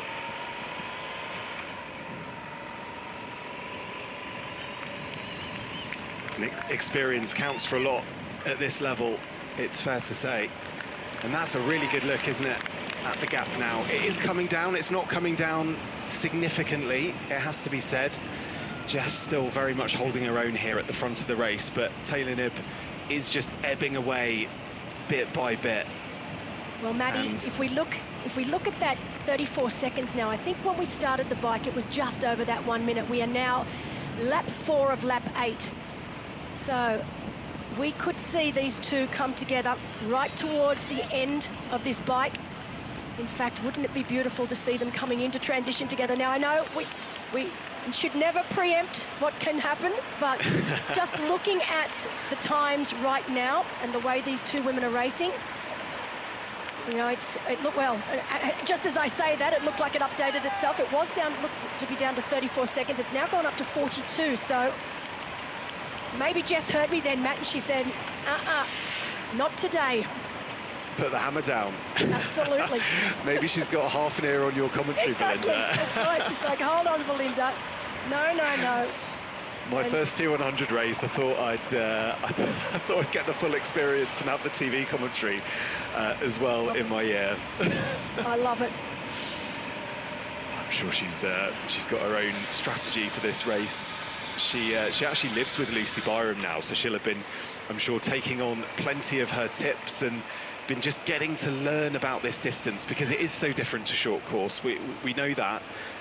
You mentioned earlier, Belinda, about the nutrition elements, as she just takes on perhaps some water there, or maybe even some nutrition as well. But there are plenty of differences, but we know that it is possible to come to these races as a short course athlete and make your mark. We saw Hayden Wild do that last year. Kate Woff has done that. Plenty of other triathletes have come to middle distance from short course and made a huge impact. So Jess will have taken comfort from that, and she will have been reassured that she could put down a strong performance today. And let's say almost halfway through this bike course, she's in pole position really. and is certainly asking questions of the rest of the field. And if you're in her position, that's probably all you can hope to do. But there's some really experienced athletes that she's currently beating. No less than Taylor Knibb, but obviously Imogen Simmons, Sarah Perez-Sala as well. These are world-class athletes, make no mistake. And right now, Jess Fullergart is taking charge of this one. Yeah, and it was interesting to see on that graphic, Ellie Salthouse a little further down than I would have anticipated. So Salthouse at 3:42 down. So riding now with Alana Siffert. I would have assumed Ellie would be up there in that next chase group. So obviously not with the likes of Imogen Simmons, but up there with that next group containing Sarah Perez-Sala, Danielle Di Francesco, Nicole van der Kay, and Bianca Bogan and Natalie Van Koveren. That's a really nice group to be in. And I'm sure Ellie would be out there, of course, thinking why she also is not in that group, because that's exactly where I would have thought that she would be. But you can see Salthouse, Siffert, and then further back, you've got Hannah. So Hannah de Vet from Belgium. She's been here for quite a couple of weeks now. She was up in Noosa for a little bit, then of course down on the Gold Coast for the last week. Prior to that, she was in New Zealand. She is of course the fiance of Hayden Wilde, who is also racing this weekend, tomorrow, down in Geelong. But Hannah just a little further down than I would have anticipated as well. And then you've got Chloe Hartnett, Lottie Wilms. Both Lottie Wilms and Regan Hollyoak and Rebecca Clark, all three women having raced that Ironman only 2 weeks ago. So probably feeling the effects of that in their legs. I know we've had quite a few of that, those sort of races, you know, people doing a full distance, even a half distance, and then racing maybe a week later. You know, famously we sort of saw Martin Van Riel do that in Singapore last year, and he was able to get on the podium. It really does blow my mind as an amateur athlete, the ability of these guys to be able to do that. I know perhaps for you in this world, and if you're a professional triathlete, maybe that's you know, something that's par for the course. But I think all of these all amateurs watching will, you know, particularly after they complete their races, some of them of course racing this weekend here on the Gold Coast, you know, the idea of doing that again the week after kind of almost seems yeah, crazy, inconceivable. Just a little crazy. Crazy is probably the right word, yeah. Yeah. And you know, there's plenty of famous faces racing here this weekend on the Gold Coast, and we can hear from one of them now. I'm Harry Garside, professional boxer, went to the last 2 Olympics for boxing, and now transitioned to a triathlete, back to the T100. Sport has always been the thing that takes me out of my head and into my body, and I really love that about sport. I think if you overthink too much, go run, go move your body, and just watch how you become a little bit more connected to. And that's something that I definitely have felt, because it is so time-consuming, triathlon training. I'm just spending so much time connecting with my body, and I feel like I have a way better relationship now because of it. The emotions I'm going to be experiencing, I'm sure I'll probably try and collapse, fall to my feet and fall to my knees, but also this beautiful sense of pride, I think, providing you race well. Like, it all depends on how you race it, and I really like the process of going through the whole journey of like starting to swim and then just feeling sick and getting out of the water, having all this lactic, and then on the bike going like, geez, I could be doing more, and just like overcoming all these little trials and tribulations throughout the whole process of the race. And then to cross the line, this sense of relief and pride, that's what I'm excited for on Sunday.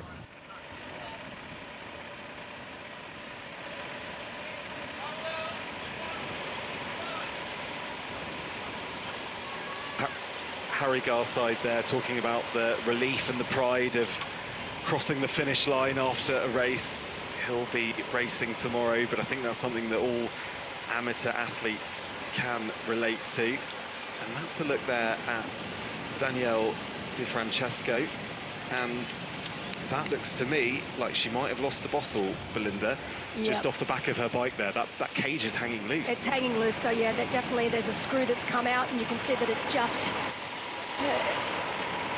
not falling off, but definitely not able to hold any more drinks for the remainder of this race here today. But This is what happens, you know. Oh, you can see that bottle just falling out there then. Not sure why. Obviously something's come loose and it's just fallen out. I'm not sure if it's going over those speed humps like we mentioned earlier.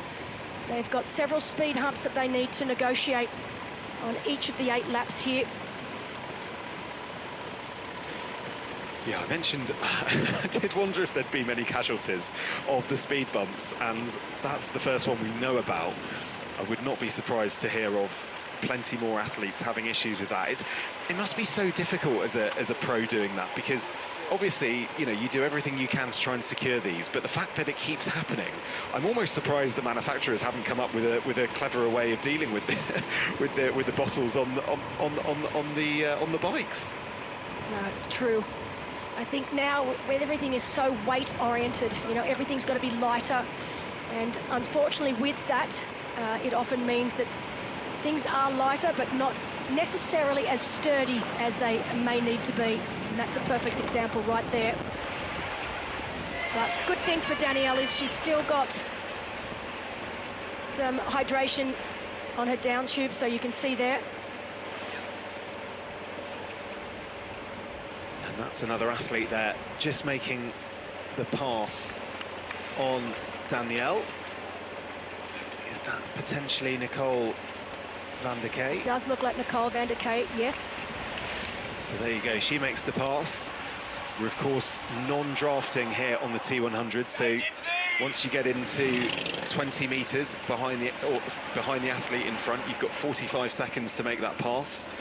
So Nicole doing that very well, and that's the battle that you've got in terms of racing against your competitors here. You've got to make sure you do that. You don't want to get a drafting penalty. We've got obviously technical officials all around the course. We've got the race ranger technology as well, the flashing light that you'll see at the back of these athletes' bikes.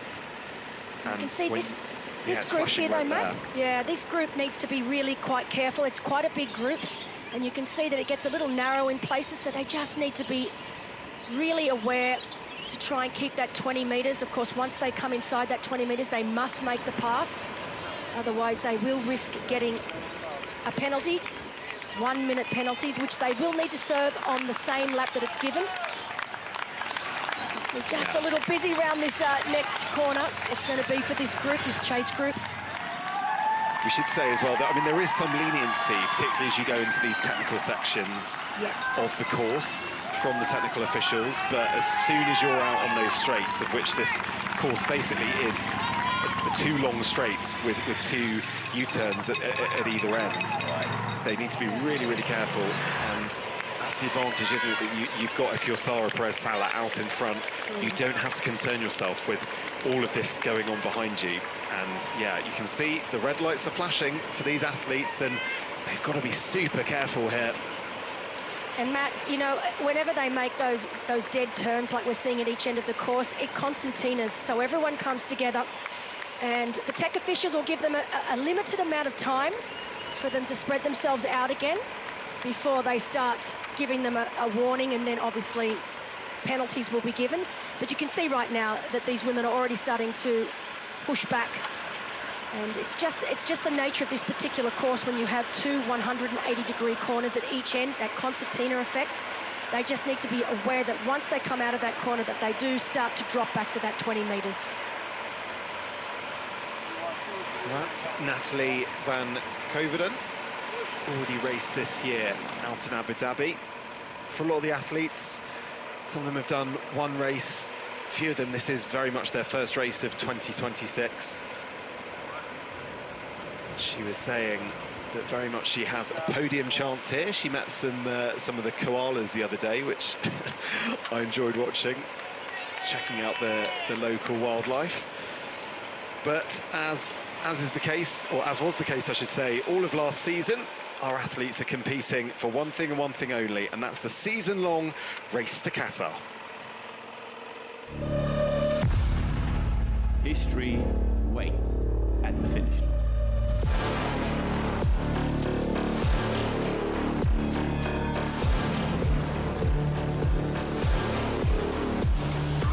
There's everything to play for.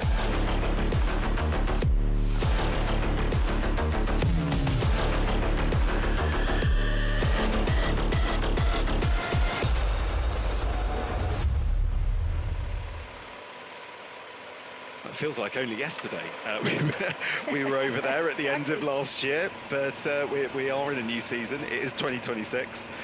And, you know, I think important to say, Belinda, every place matters, doesn't it? You know, when athletes are fighting for a season-long thing like the race to Qatar, you know, if you get an extra place here, an extra place there, it really does make a big difference at the end of the year. And particularly this race being the first race of the year when, you know, most of the women here are at different phases in their training. If you can pull off a great result here, it sets you up. And there's nothing like racing well, going back to your coach and saying, well, we nailed that, let's just build from here. And look at this now, Matt, unbelievable. Here she is, Taylor Knibb has whittled it down to only a few seconds now. We knew this time would come. I thought it would be lap 7 or 8. I did not think it would happen this quickly, but as we said, the experience and Taylor Knibb, one of, if not the greatest middle distance athlete in the world, and she has been able to whittle that lead down right now, and we are going to see these two women come together. And the big question will be, when Taylor goes past Jess, will she try to go with her, or will she realize that it's just too hot, and will she drop back? So it's going to be very interesting in these next couple of minutes to see exactly what Jess does. I have a sneaky suspicion that she will definitely try and pace off Taylor as she goes by. But it's a hard one because, you know, obviously Jess has never been in this position before. She does need to save a little bit. She needs to leave a little bit of gas in the tank for this run. It is almost double the distance of what she is used to doing. Whereas for Taylor, we know she is extremely experienced over this distance. This might be a rude awakening for Jess here. She'll really get to see just how close Taylor Knibb is. There you go, look over the shoulder, and she sees the 2024 T100 World Champion bearing down on her in this part of the course, and that is a sight, if you're Jess, you probably didn't want to see at this stage of the race. But like you say, Belinda, this will be fascinating now to see how Jess reacts and whether or not she can go with Taylor. Equally, I do wonder if having a bit of company at the front of the race, they're now a good minute and a half almost ahead of Imogen Simmons in third. So this is just a chance for Jess to take stock against, as you said, potentially the best middle distance triathlete we've ever seen.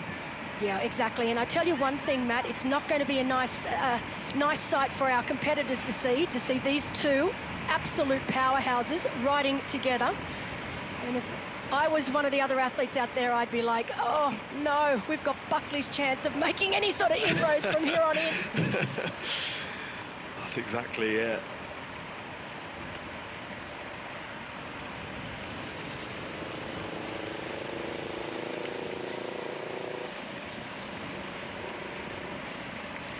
Worth pointing out as well, the same rules apply when you're lapping athletes. You need to make sure you make the pass. You can't stay in their slipstream. So the red light there, just flashing of Jess Fulligar, it's actually just turned blue. It's gone back to red as they approach the corner. So Taylor Knibb will want to get this move done nice and quickly as they make their way past these lapped athletes. And interestingly, this year, changes on the T100. So the lap counter on the bike course will show the leaders' laps, and then it's up to the lapped athletes to work out how many laps they are behind the leader. But there is just going to be one lap board and one lap counter, as it were, telling the athletes which lap they are on.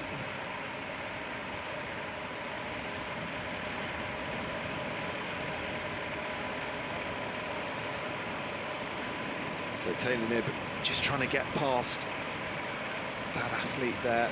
Can't quite see who that is. There you go, she makes that pass, and these look pretty beautiful, those roads, don't they, Belinda? Those sweeping sections going around those corners, fantastic.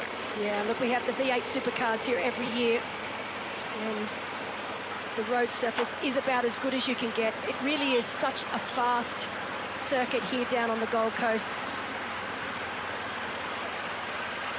I mentioned before, we've had so many incredible triathlon events here over the years. We've got the Luke Harrop Memorial Triathlon, we've got the Pink Triathlon, we've had several, I think a couple of world championships here now.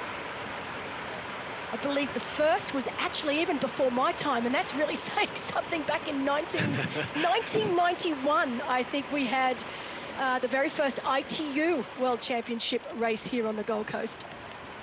So this is Taylor Knibb right behind Jess Fullegar here, and as they go over one of the few speed bumps on this course, that is the move. Taylor Knibb taking the lead here on the Gold Coast. And the question now, what can Jess Fullegar do about it? Can she stick with Taylor Knibb? Can Taylor build out a gap now from Jess, who's dominated this race so far, it has to be said? Just over an hour and a half in, it's been all Jess Fullegar right at the front, but that is Taylor Knibb taking the lead. So right now, obviously, Jess having to fall back that 20 metres to make sure that she's out of that draft zone. But I'm sure Jess, I'm wondering whether she knew this was going to happen. And I'm sure she's, you know, obviously at each end they get to see where the athletes are, and she would have known that this was coming.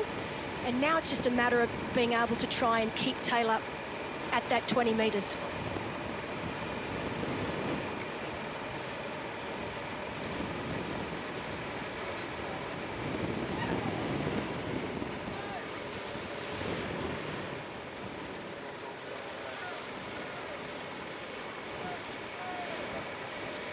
Jess Fullegar chasing down Taylor Knibb then here on the Gold Coast. This is the matchup that perhaps we dared to imagine might happen.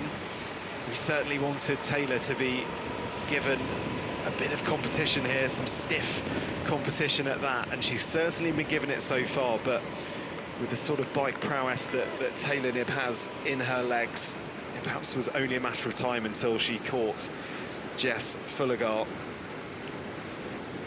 And this is really where, I was going to say, Belinda, sorry, she's working hard. This is where we see the form of Taylor Knibb, yes. right? Because it's just unknown at this stage of the season. Well, for both of these athletes racing, they have not raced this year, so this is the first race of the season for both. And there's pros and cons with both of these athletes. Of course, we know that Jess has been here for a month now, so she's very well settled. She's used to the conditions. We know that Taylor only arrived here, I believe, on Tuesday. So, and it was a long flight with quite a substantial time difference, so jet lag could be a factor here, whereas we know Jess is well and truly entrenched into the Aussie way of life and has been for the last month. But both first race of the season, the only difference here, Taylor very much used to this distance, whereas Jess definitely in uncharted territory. She certainly is, and that's already a pretty decent gap that's emerging between the two. But don't count Jess out of this yet by any stretch. Definitely not, definitely not. There's a long way to go.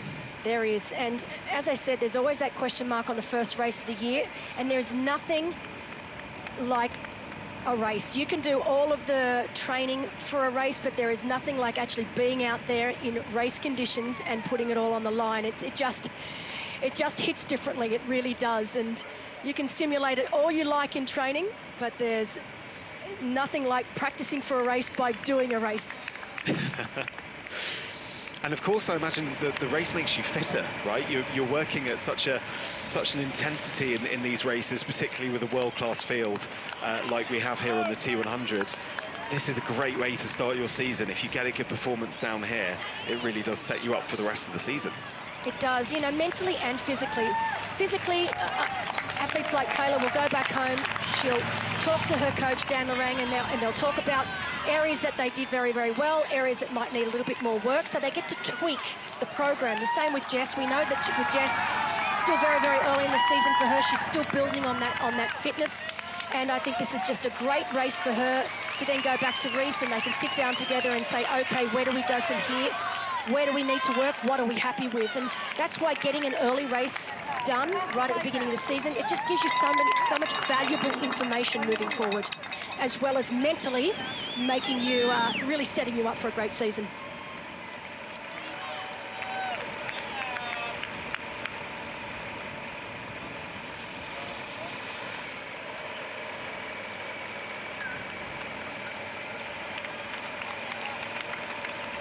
So Taylor Knibb still out in front, and that gap to Jess Fullegar now around 10-second mark at the last count. So she's definitely putting her foot down, Taylor Knibb here. Interestingly, looking at the gap to Imogen Simmons for Jess, it's still about the same. So you sort of feel like Jess is perhaps going similar speed to what she was doing, and this really is just down to Taylor Knibb putting in more of a move, you would have to say. But we'll keep an eye on that, and keep an eye on how close Jess can stay to Taylor Knibb, because we'd really love to see a running race between these two athletes, and maybe there might be someone else involved in that as well. Okay, let's get the thoughts of Aaron Royal. He's down with Ash Gentle. G'day guys, we're down here with Mrs. Gold Coast herself, Ashley Gentle. Firstly, lovely to see you. How are you doing? Congratulations as well. How are you doing? Yeah, good, thank you. Nice to see you too. Nice to see so many familiar faces out here on the Gold Coast. Everyone's getting behind the event, and I'm feeling good. And happy to be sporting all the girls today. Yeah, I did speak to you a little bit earlier. Are you itching to be out there, or are you happy to be watching from the sidelines? Yeah, well, currently within my first trimester of pregnancy, I'm pretty happy to be on the sidelines, considering how I've been feeling lately. But yeah, of course, I would have loved to been out there if the time was right. But yeah, I guess the pregnancy came along, and it wasn't to be this year. So yeah, like I said, it's still nice to be here and support the event and support all the women racing. And you did say that you're planned to come back next year, which will be lovely to see. Hopefully we can see you out on Gold Coast racing in your hometown. Onto the race, what are you seeing so far? We spoke a little bit before. We were speculating as to whether we thought Jess Fullegar maybe had gone out a little bit too hard early on in the bike, obviously being from a short course background. And now we've just seen about halfway through, or just over halfway through. I know, well, I think that was a great dynamic with obviously the race being here on the Gold Coast. And there's so many short course girls that are stepping up to the T100 distance. And it's really interesting because sometimes you think, oh, did they go out too hard because they're used to the 40K distance? But we've seen, countless women come across and be able to, have that endurance and perform super, super well. So yeah, I wasn't surprised to see Jess out in front, but she was holding, Taylor Knibb really steady until only the last couple of laps. So it'll be interesting to see how, Taylor can extend that lead, or if Jess can kind of keep her within striking distance. Yeah, that is interesting. I think, obviously the girls behind her as well are keeping it quite close. So I think we're in for an interesting race. Before we let you go, can you give us a prediction on who you think? Give us your top three. I think Taylor will be hard to beat. I'll back Jessica to stay on the podium, and yeah, I think Immo's looking good as well. Yeah. All right. Well, great. Thank you very much. Thanks for your time. We look forward to seeing you out next year, hopefully, and good luck with the pregnancy. Thank you. Well, there you go. If there's anyone we should listen to for predictions on the T100, I think Ash Gentle could stake a case for being the person in the know. She's calling Taylor, but interestingly also backing Jess to be on the podium as well. Yep. I don't think few would bet against that right now. As you said though, Belinda, the issue with Jess and the great unknown, and the reason why we're so fascinated by this matchup, is we just don't know how Jess is going to perform over this distance. Yeah, that's exactly right. But that's what makes it so exciting, Matt, and that's what I can't wait to see. And look, if we look at it from a purely from statistical viewpoint, of course, thank you to the boys from Pro Tri News for they've got tails of the tape, so I can actually look at these two, both Taylor Knibb and Jess Fullegar, and I can see the difference in their racing. Now, they've never actually really matched up against each other, obviously over this distance, because it's the first time ever for Jess, but you've got Taylor Knibb, she's raced 63 times as compared to Jess Fullegar's 19. 18 wins for Taylor Knibb as compared to Jess's 2 wins, 36 podiums for Taylor Knibb as compared to 4 for Jess Fullegar. So, and then if we go to the short course, so the WTCS wins, you've got 2 for Taylor and none for Jess. So it's looking very much in Taylor Knibb's favour right now, but I would love nothing more than to be proved wrong, and I really hope we have an absolute battle royale out there on that 18-kilometre run. Yeah, I'm sure everyone watching at home also is thinking the same thing. They're kind of hard to match up, aren't they, really? Taylor Knibb at a different point, you'd have to say, in her career. But the excitement, or the exciting thing about having Jess Fullegar in this race is that there is potentially plenty of room for her to grow, and particularly plenty of room for her to make her mark in middle distance triathlon. Someone who's perhaps, I dare say, at the different end of their career, Sara Perez-Sala, 38 years old, proving that you can still mix it with the very best well into your late 30s. And she's performed admirably, really, on the T100 last year. Highlight being that third place in Wollongong, a podium on the T100, and she's not far off the podium here. She's in that sort of third group back, as it were, but yeah, she's still potentially could be a factor in this race come the latter stages. Well, the thing with Sara Perez-Sala is her experience. She's so incredibly experienced, and she's been working very, very hard on her run. It was probably, if I was to say that she had one weakness, it was her run, and I think she really proved to herself, particularly in that race last year in Wollongong. She had such an incredible, I mean, to race, you know, the day before and win the gold, with her, she guided, of course, Susana Rodriguez to the gold medal, then back it up the very next day and get third, get the podium, the final podium spot in the T100 Wollongong. It's simply incredible. And I think she proved to herself that she has what it takes over swim, bike and run. Oh, as we see Taylor just take that corner. That's just pushing on those, pulling on those brakes just a little too tightly. And, you know, Matt, this is what happens. We're at lap 6 of 8 right now. And Taylor, she's out in front. She's got that 29 to 30 second lead over Jess, and just making that little bit of an error there with the brakes. But, you know, you can be the most experienced athlete on the course, but you just have that tiny lapse of concentration, and this is what we don't want to see. But you know what it also is? It's first race of the season. This is what happens. First race of the season, you just make tiny little errors. You've had a long off season. These athletes haven't raced. Well, for Taylor, you know, she stopped racing after 70.3 Worlds. She decided to have a long break last year. It had been a long year for her. And this is just a lack of race practice right now. So little error, but she'll have a good wake-up call from that. Yeah, that certainly does spike the heart rate, doesn't it? Yes. It's fair to say, watching her just stumble there into that corner, you really can't afford to take your foot off the gas. You've got to keep your concentration going. And you just see there, Bianca Bogan at the front of this group. Really impressive performance from her so far today. She's already, I was just going to say, she started as a swimmer before moving to triathlon in 2016. And fantastic in right, obviously sister of Rico Bogan.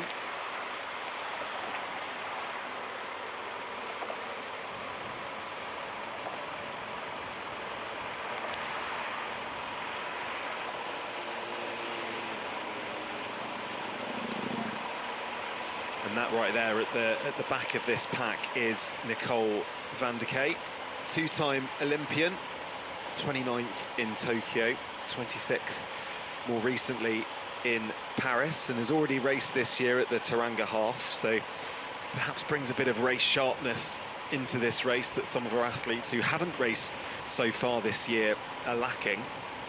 Yeah, she looks right at home, doesn't she? She does, and she's only very new to this distance as well. You know, obviously comes from a short course background. Debuted in the middle distance last year. Actually, her debut was a win, so pulled off the win in her very first time over the middle distance racing. It is her first time in T100. But crazy fact about Nicole, she raced here back in 2018 in the Com Games, so we did have the Commonwealth Games back here, finishing in 7th position. She also raced her very first WTCS race here, and now she's back again for the 3rd time, racing her very first T100. She's based in Taupo in New Zealand, spends a lot of time in Girona in Spain during the season, but definitely doing very, very well for someone that's not got that much experience over the longer distance racing. She made that bottle pickup look brilliant and seamless. she did a fantastic job there. Obviously, on the T100, we try to place the aid stations at the slowest parts of the course. That's why you'll see them near enough those U-turns you know, that obviously helps the athletes to try and get nutrition, to get water on board throughout the race as and when they need it. But yeah, that was very smooth. And very interesting to look, if you look at the graphic, you know, we're talking about Sarah Perez-Sala and Nicole van der Kay, Bianca Bogen, and then we've got that gap back to Natalie Van Koven and Danielle Di Francesco. I didn't expect to see. I thought Danielle would be able to actually stay up there with the likes of Sarah Perez-Sala. So Nicole van der Kay, to me today, is having the race of her life right now, because she's been able to stay up there with Sarah Perez-Sala at only 3:19 back, so really putting herself in a position to pounce. If one of those women up front falters during the rest of this bike and obviously on the run, putting herself in a podium position, which is great to see for someone that really doesn't have the experience that, say, the women she's racing with in Sarah Perez-Sala. Yeah, you take a lot of heart from that, wouldn't you, if you're Nicole van der Kay, particularly given the prowess of Danielle Di Francesco being a pro cyclist for 3 years, stepping away from triathlon and very much making that her #1 priority. Great to see her back in swim, bike, run. As we see Taylor Knibb now at the front of the race. That's a few lapped athletes just in front. This of course, an 8-lap course, so it was possible, it was likely that we were going to get a few lapped athletes on the course. So she'll have those athletes just ahead in her sights. And Matt, we have had one of our athletes pull out, so Justine Girard from France unfortunately had a mechanical, so I believe they did try to rectify that situation but were unable to. So right now, Justine Girard unfortunately out of the race here today on the Gold Coast. Poor bike mechanics have been working overtime today, goodness me. They are definitely getting their money's worth today. They really are, for sure. Yeah. They're obviously a huge part of the T100 team, and a lot of the athletes. I always think it's quite funny when we see the athletes joking about how they've basically been saving up all the problems on their bike for when they see the T100 bike mechanics at a race, because they're so good and obviously can fix any of the issues, such as the problem of taking your bike around the world, putting it on aeroplanes and hoping it comes back in one piece. It's a constant battle, I'm sure, to keep them running well. But that's Taylor Knibb actually lapping Danielle Kleiser. We know what a brilliant runner Danielle Kleiser is. She will certainly be a huge factor on the run. And really good to see Danielle Kleiser back, actually. It is. She was pretty unwell last year. Had to take a long time out of the sport, but she's back. And yeah, fantastic to see her back on the T100. She was actually diagnosed with pericarditis after contracting COVID. So, you know, we're talking about a really nasty illness that definitely took her out for the remainder of the year. But great to have her back, fit and healthy again. She's been staying in Australia now for quite some time. She's actually been staying with Daniel Unger. So Daniel Unger, an incredible athlete from Germany back in the day, an Olympian, who's now over here living in Australia with his family. He has been brought on by Oztri as our high-performance coach for the Australian athletes, along with Aaron Royal's wife Non Stanford. So, fantastic team here, obviously leading into the next Olympic Games. This will be a really good chance to get a look at the game face of Taylor Knibb. She's dialed in, I think it's fair to say. She's got that sort of look in her eye, the glint in the eye that we were so used to seeing in 2024 when she won those 4 races on the T100 World Tour, becoming, of course, our world champion. Disappointment, really, it's fair to say, in 2025, only 1 win on the T100, that was in Vancouver, and she's spoken about how actually she was probably prouder of that than most of her other achievements because it was such a tough year. And being able to win when you're not perhaps 100%, when there's lots of other things going on, that's really the sign of a true champion. Yeah, Belinda, I think it just proves, doesn't it, how difficult it is. Okay, fine, you can you know, become our world champion on the T100, but to back it up and get it for a second year, to defend your title, that is just next level, isn't it? I really can't put into words, Matt, how difficult it is to come to any race or any series as the defending champion. You know, you can try and take it in your stride. But the pressure and the anxiety involved, it's paramount. And it really does, as much as you can tell yourself it doesn't affect you, it absolutely does. And I think for Taylor, she's a perfectionist. She's one of these individuals that is an absolute perfectionist and gives 100% to everything she does. And as she said before, you know, last year left a bitter taste in her mouth and she wants to get rid of it. And I think winning here today it'll be the beginning of a new chapter. She can put last year behind her and concentrate on this year. And I mean, her goals for this year they are crazy in How long have you got? Eyes, but you know, for Taylor, nothing is impossible for this woman. It really isn't. She's a force to be reckoned with in this sport. It's a real privilege to watch her race, and she goes about it in her own way, and I think that's why people warm to her so much, because she's a unique character. She is. She's a character that I think a lot of people can relate to. A lot of people can see the dedication that she has in the sport. Speaking of dedication, plenty of amateur athletes, 5,000 in fact, taking to the streets on the Gold Coast here this weekend. Here's how you can get involved at home.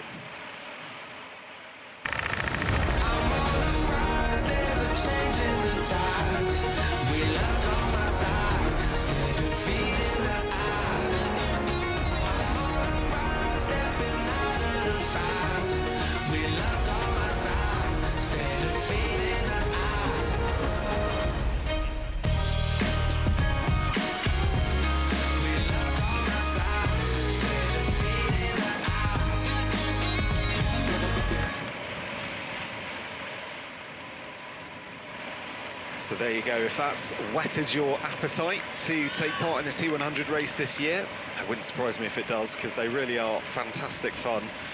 You can scan that QR code on your screen. It'll take you to T100triathlon.com/participate, where you can get all the details of the upcoming races and the different distances that you can take part in. It's not just the 100K, of course. There's the relay races, there's Olympic distance races, there's just 10Ks, 5Ks. There really is a race to suit everybody. And yeah, I guess, look, Belinda, why don't we, if someone hasn't gone to a triathlon race before, just describe the kind of camaraderie, the atmosphere at these races, because it's really special, isn't it? It is, and what I love about the race here today, we've got the professional women obviously racing on the Saturday afternoon, and all of our age group athletes that are down there for the T100 tomorrow, I can guarantee that they are out on course right now, getting inspired by what these women are doing today. And then they'll be backing it up tomorrow morning, and I know that some of our professional women will be out there cheering on all of these age group athletes. It's a sold-out event, so we know that there are going to be so many athletes on course tomorrow, and I know that there will be professional women down there on course cheering them on, basically saying thank you for cheering me on yesterday, and I'm going to cheer you guys on today. So look at this shot of Taylor though, she just looks incredible. She really does. We spoke about her game face, Belinda, a little bit earlier. Oh, I love it. Oh, that's that's someone, I think that's one of the lapped athletes there, just actually coming back and overtaking. So Taylor won't concern herself too much with her, but right now, Taylor Knibb out in front here on the Gold Coast, looking firmly in control.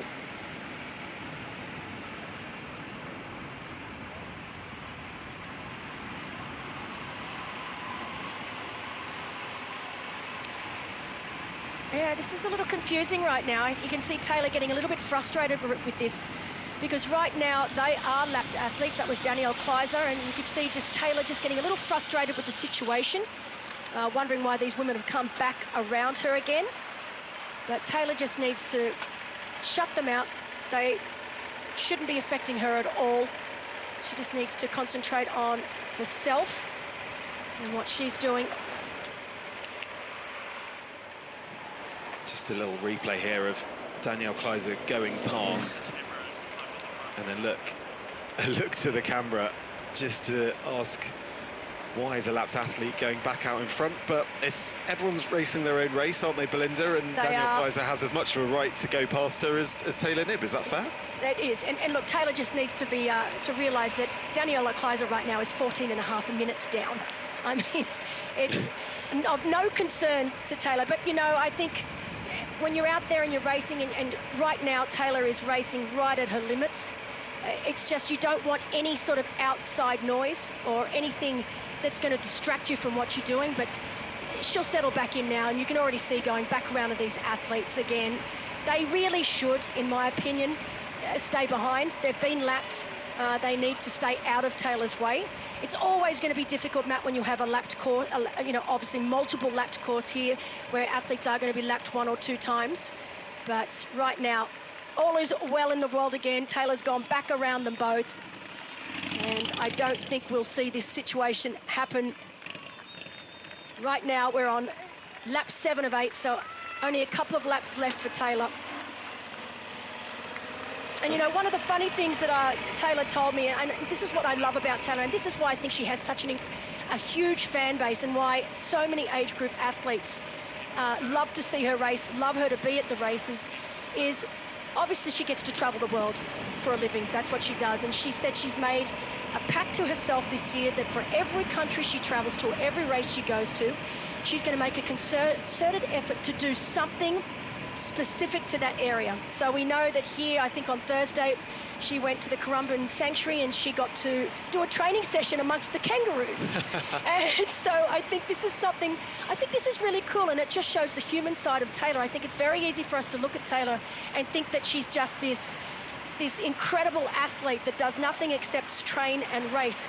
But she's human like everyone else, and she wants to experience different things at all the different races that she goes to. And she said as long as she has 80% success rate, meaning that at every country she goes to, she wants to do something unique to that particular country, then she'll be happy. And she wants it to be about life experiences, and I think this is why we love Taylor. Yeah, we certainly do. Taylor Knibb, one of the great characters in our sport.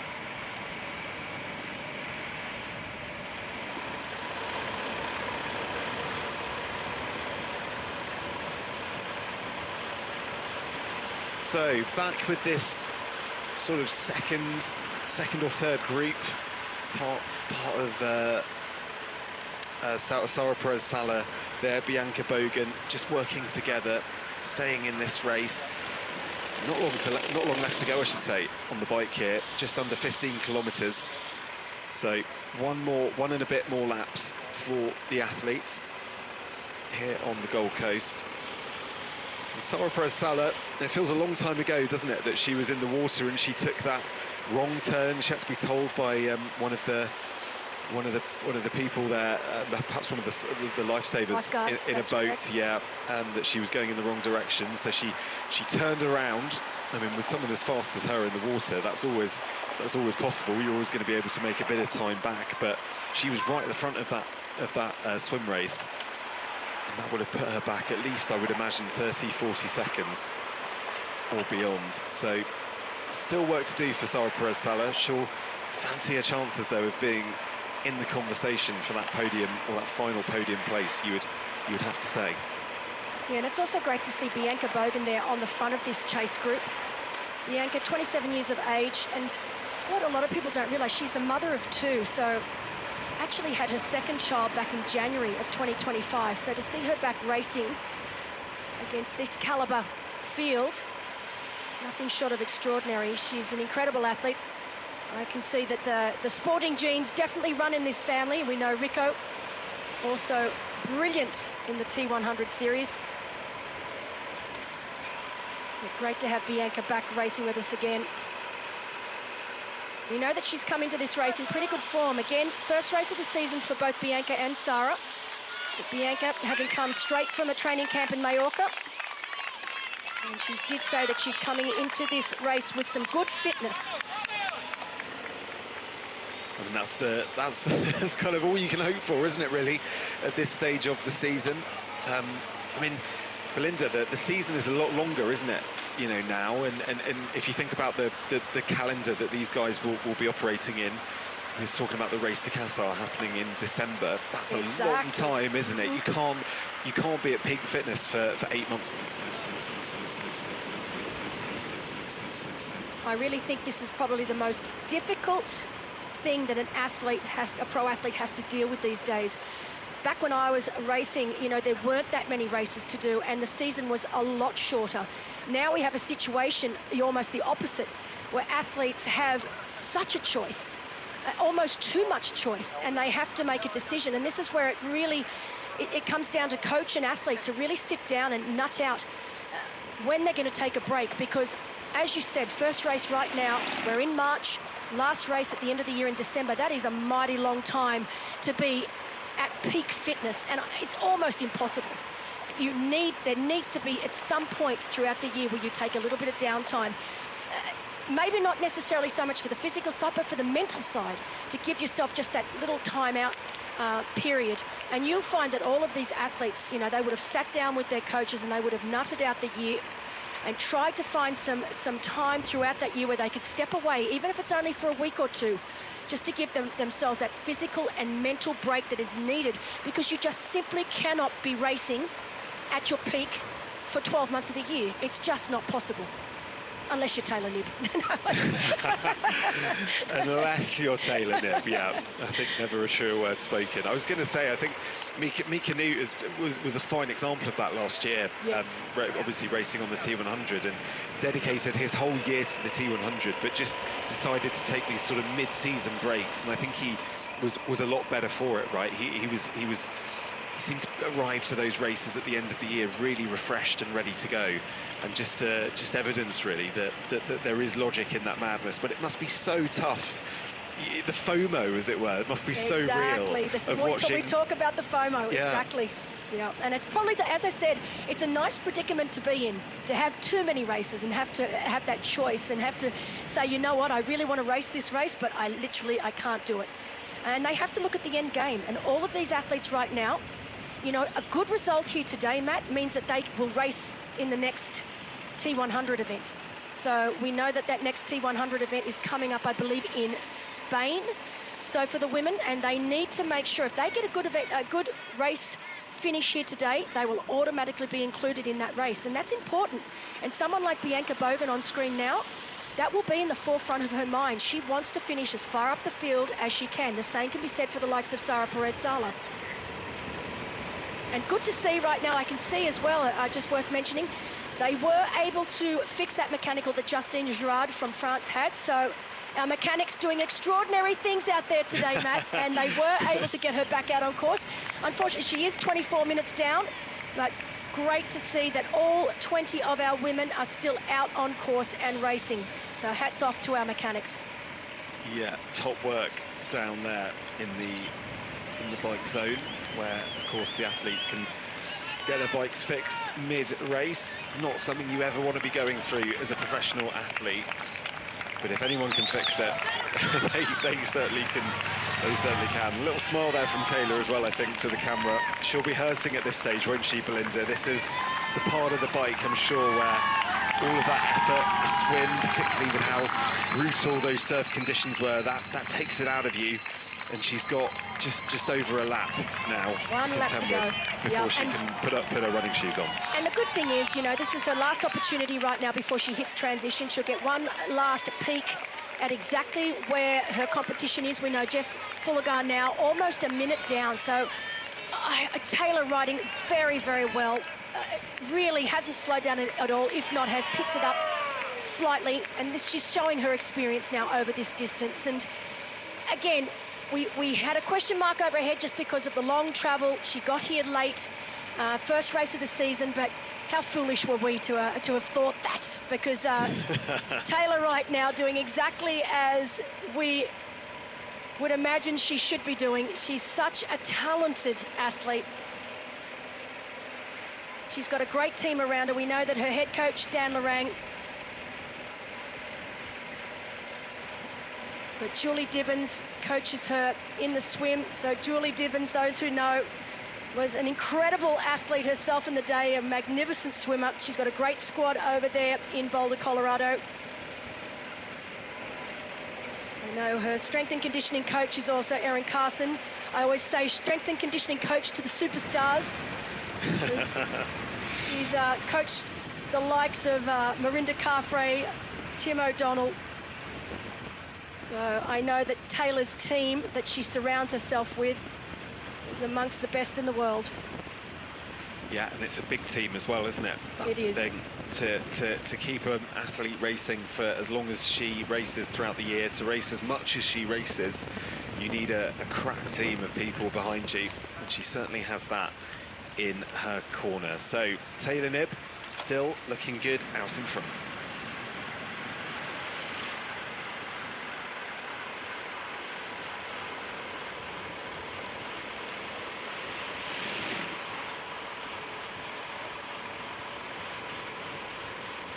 So Taylor Knibb just starting the final lap here on the Gold Coast. The T100 up and running once again in 2026. And as the sun beats down, this is a hot and humid part of the world, particularly with the conditions we had earlier today with a bit of rain. We're hearing from Aaron down in transition. There's been a few spots of rain as well down there. So I imagine Belinda, sorry, if you're an athlete, if you're in this race, you just want to get off the bike and get your running shoes on, and if the rain comes on the run, you can deal with it a lot better than you can on the bike. But having said that, with these high-stacked carbon shoes, you know, a bit of water on the road as well. That's also not ideal, is it? No, and there are a couple of sections on this run. Obviously, they go up the infamous Cavill Avenue, and that's a tiled road, and so it's going to be rather slippery. If that does get wet, it will be really slippery underfoot. Also, there's quite a long section of the run where they go along the waterfront there on a path, and it gets a lot of fine sand blown onto that path, so that could also be a little bit slippery for the athletes. But you're dead right. It's definitely more in your control on the run than it is on the bike, and some of these 180-degree corners, if the roads were wet, we could have seen a lot more issues than we've seen today. So far, so good here. So I'm hoping that most of the women are able to get off this bike before it does start to rain any heavier than what we're seeing now.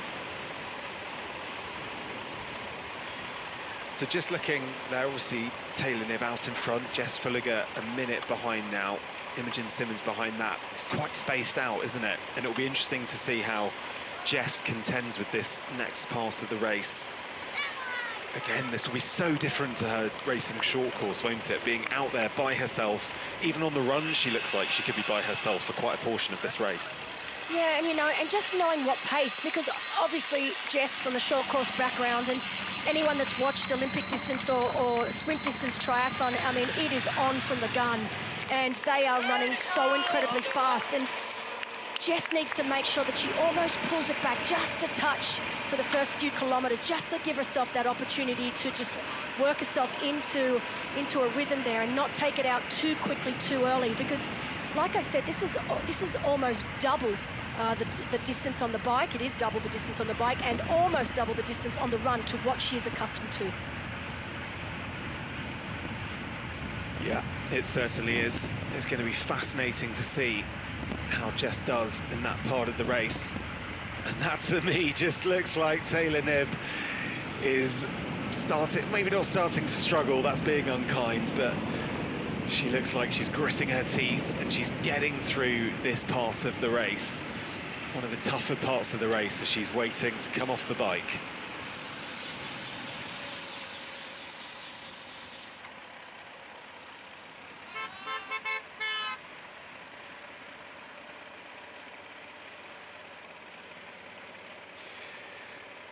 So here we go, the Gold Coast, Australia, the home for today's T100 race, and what a race it's been so far. Taylor Knibb out in front, dominating, doing what Taylor Knibb does. And as always, across the season, our athletes are competing in the race to Qatar. History waits at the finish line.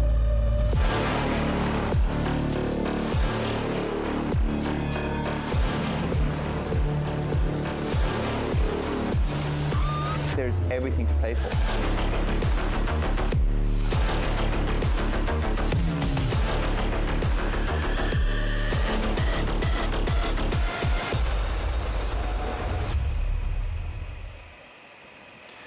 So Spain up next for our female athletes, then they'll head to Vancouver and Dubai before, of course, finishing off in Qatar at the end of the year in December. Of course, the men and women split this year, but they'll come back together in December. They'll have a lot of catching up to do, I'm sure. They can talk about their respective years on the T100. I'm sure there's a podcast in there somewhere, Belinda. Oh, for sure there is, for sure. And you can see now, Taylor Knibb has made that turn at the far end of the course. She'll have a nice tailwind all the way home now to transition. It's her last opportunity before she switches out bike shoes for run shoes. Last chance for her to see exactly where her competition are. She'll be very, very happy to see Jess Fullergar now over a minute down, with Imo Simmons at 2:43 down. So a very nice buffer indeed for Taylor Knibb, heading back to transition. Yeah, it's been a bike leg of two halves, hasn't it, for Taylor? She was behind. She started the bike leg around a minute back from Jess Fullergar out in front, but she clawed that back and eventually made the pass, and now ends it the opposite, a full minute in front of Jess Fullergar at the end of the bike leg of this T100 race on the Gold Coast. And yeah, we're eagerly anticipating what sort of running form Taylor Knibb is in. We're going to find out very soon. But yeah, as you say, Belinda, the last little section of this run course, tailwind behind. This will feel good because she's had to work for it. Make no mistake, Taylor Knibb has had to work to build this lead up, particularly given the likes of Jess Fullergar giving her a proper go of it so far today. She also had to contend with, of course, some lapped athletes as well, and putting a few efforts in there, so she'll have felt this on the bike, make no mistake. And Matt, you know, we talk about this bike being fast and furious and flat, but you actually got a really good shot there of the bridge that they have to go over, and that bridge is not flat. While it's not a huge mountain to climb, it certainly isn't flat.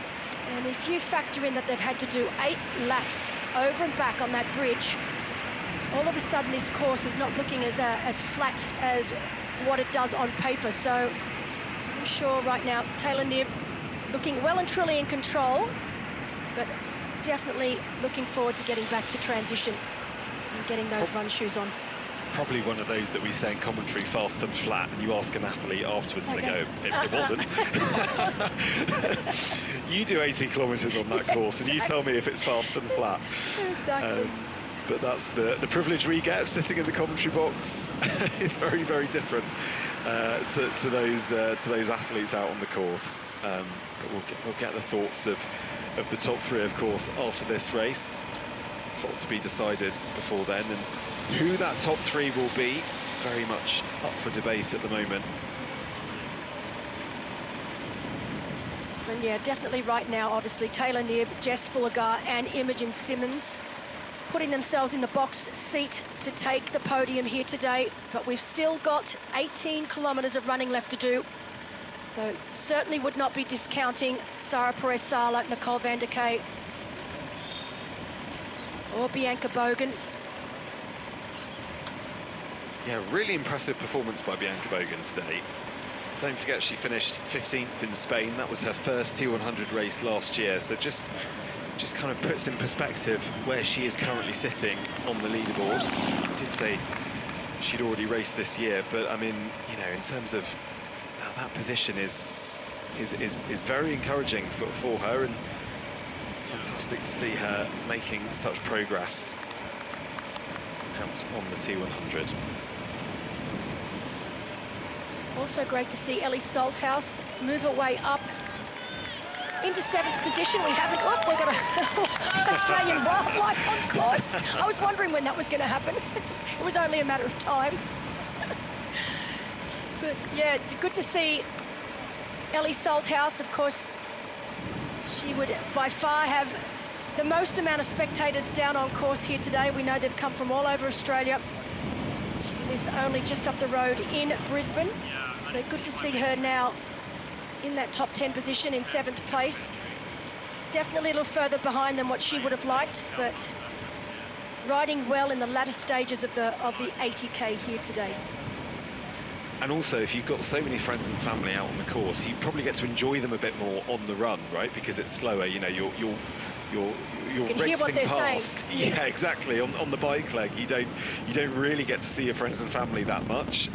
You know, obviously, you get to see them, but it's very, very fast and fleeting. Whereas on the run course, it's still pretty fast. No, but she'll get a few high fives in there as well. You will. You know, it makes me think about Wollongong last year, the T100, with Hayden leading, and the incredible crowds we had then, and how he was actually high-fiving them, speaking to them. They were cheering him on. They were running alongside him. It was just such a great atmosphere, and I have a sneaky suspicion we're going to get much the same here today. There are a lot of spectators down there on that run course, and it's going to be a lot of fun for the athletes. Hopefully they keep the clothes on this time around, Belinda. This is true.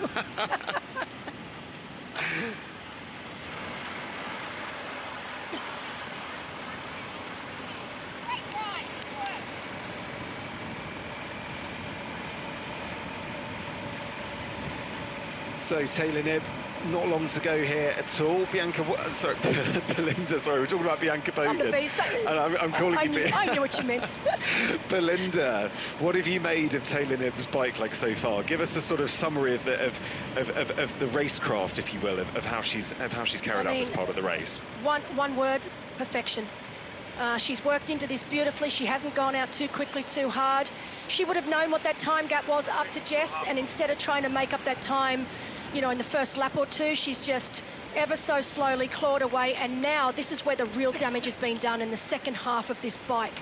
So those last 3 or 4 laps, she has just really decided to just up it a gear or two, and coming into transition now with over a minute buffer is exactly the position that she would like to be in, and it's going to give us so much confidence going into the run.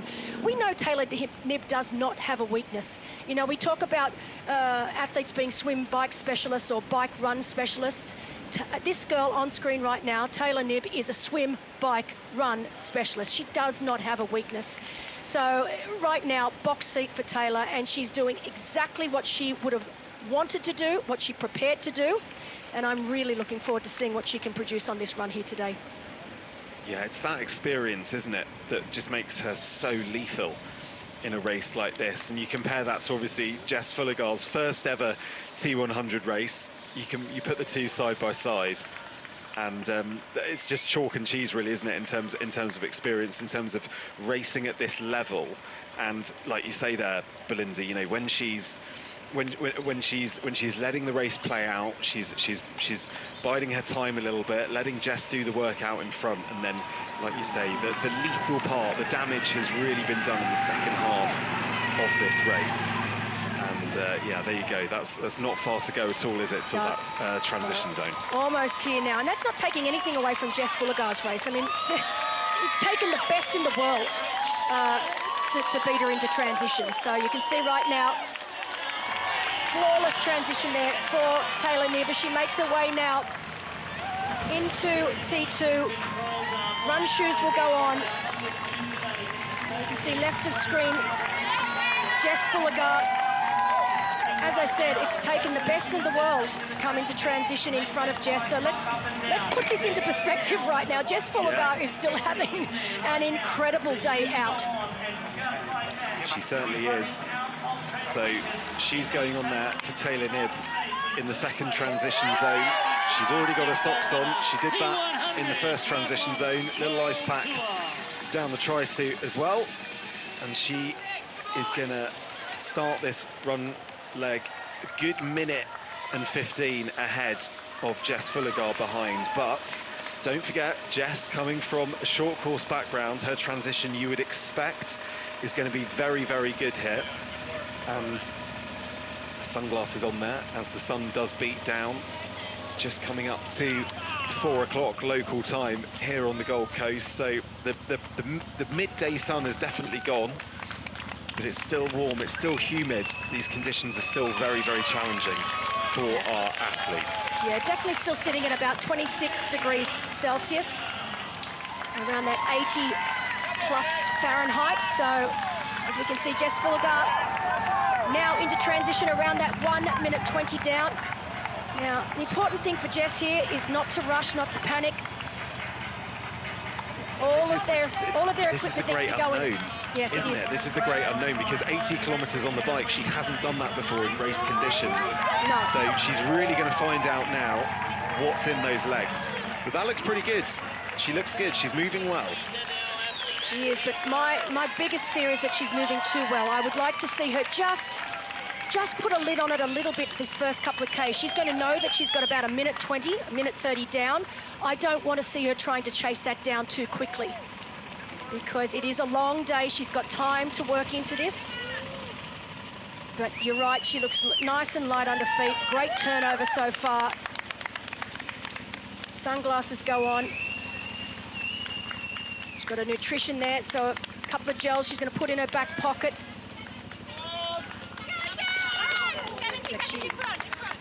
Now you can see on the sidelines there, giving her the splits up to Taylor.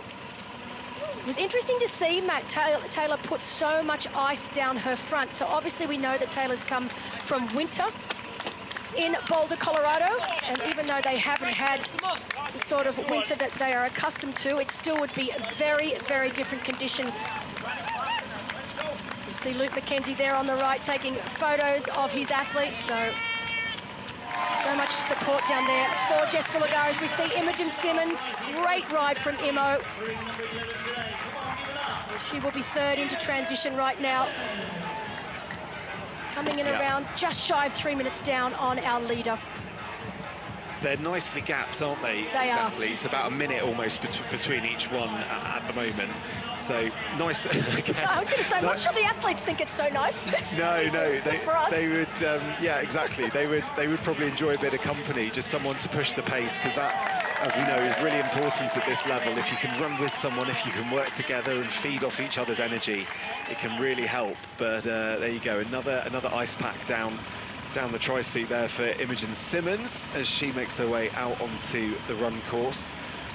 And Taylor Knibb just starting to get into the flow of this, just starting to look at the challenge ahead as she makes her way around these bends on the shore side. They're going to go all the way down here, then come back on the other side of these buildings. So they'll get this breeze coming in from the shore, crosswind, which of all the winds, certainly if you're going to have one of them, is probably okay. But yeah, they'll have been used to having a bit of wind on that bike course. They'll know what's ahead of them. And how's Taylor moving, Belinda? What do you make of her so far? No, she looks fantastic. And right before, you know, we talk about those ice packs that you put down. That's just she doesn't want to overheat. I know that she's had some issues with overheating in the past. You know, Kona last year, she went into that race with a little bit of sickness, so obviously temperature a little higher than normal, and I think it scared her just a bit, and I can understand. I would be in the same predicament. So doing everything now to make sure that she keeps that core temperature down. It is hot and humid. For Australian standards or Queensland standards, maybe not so much, but it's still sitting at about 70% humidity out there and around that 26 to 27 degrees Celsius. So it certainly isn't cool. As we can see, Bianca Bogan, now socks go on, running shoes go on. You've got Sarah Perez-Sala now also into transition. Yep, Sarah Perez-Sala, Bianca Bogan, Nicole van der Kay. She's quite a way back, I should say, sorry. So Bianca Bogan and Sarah Perez-Sala, just part of this third group back. Most of the athletes here choosing to take on that extra ice just to help their cooling. Just to tell you, there she is there. So Nicole van der Kay is still with this group of three. So we have got Bogan, Perez-Sala and van der Kay all leaving. You can see that van der Kay just left in front of Sarah Perez-Sala, all choosing to put that ice down their fronts. So definitely thinking about keeping that core temperature down as much as possible. Look at that shot of Taylor right now, though. Looking absolutely effortless. You know, the breathing is controlled. She doesn't look stressed. Shoulders are relaxed. Beautiful turnover. For those amateurs watching at home, Belinda, what can they learn from what Taylor Knibb is doing now? What about her technique could someone at home competing in a T100 race take on board? Oh, just everything she's doing is perfect. She really looks fantastic. And as I said, this woman has no weakness. She is brilliant over swim, bike and run. Great to see Ellie Salthouse now left of screen. She is the crowd favourite without a doubt, make her way in. I dare say she'll be a little bit disappointed with this bike ride. Now you at can around, tell, can't you? Just with the just putting no smiles, putting that bike in, the body language. Just she looks a little bit deflated. But there's still 18 kilometres here to make up, and she's got an opportunity to make some inroads into that gap, push herself further up the standings as far as she can go. That's Lottie Wilms just coming into transition as well. And make no mistake, this home crowd are really going to cheer for Ellie Salthouse now. They're going to push her forward as much as they can. Yeah, absolutely, and you've nailed it. It really is important for Ellie to keep her head in the game. I know that she's employed a sports psychologist as part of her team now as well, and they would have discussed this sort of situation occurring and what to do, how to deal with it mentally. And I think it's really important, particularly for our age group athletes. I think they often think that our professional athletes never go through these highs and lows and self-doubt creeping in, and they're human like anyone else, and they go through the same ups and downs as any other athlete out there. And I think right now for Ellie, she just needs to keep calm, keep controlled, keep collected, and keep her head in the game. She certainly does, just like the lady on your screen now, Taylor Knibb. Cool, calm and collected, very much the name of the game with what she's doing right now. A few more athletes getting into the transition zone. So that is Chloe Hartnett there, racing T100 for the very first time. We've got Natalie Van Coverdon also coming in off the bike.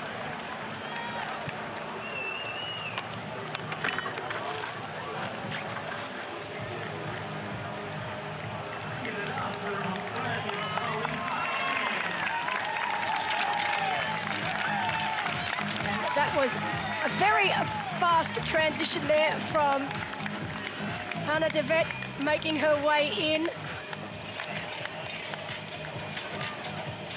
So yeah, decent performance from Hannah.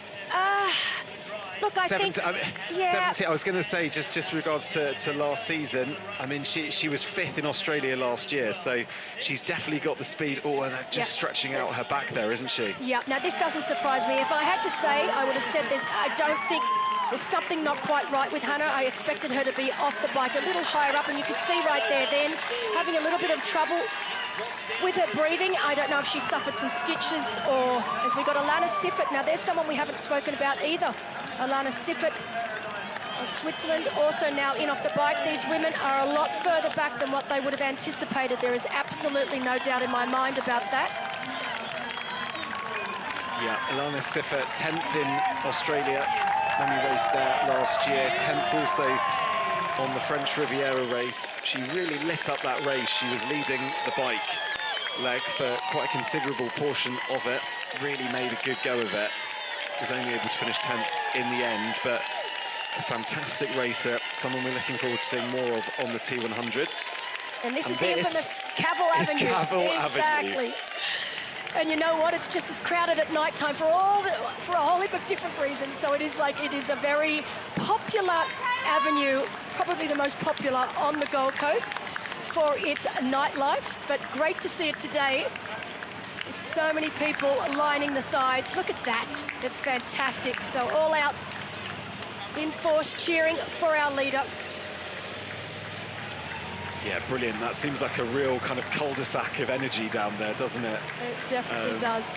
Lots of fans out in force. Some of them having a few drinks down there as well. Seems only right. Absolutely. Sounds like that's all par for the course on Cavill Avenue.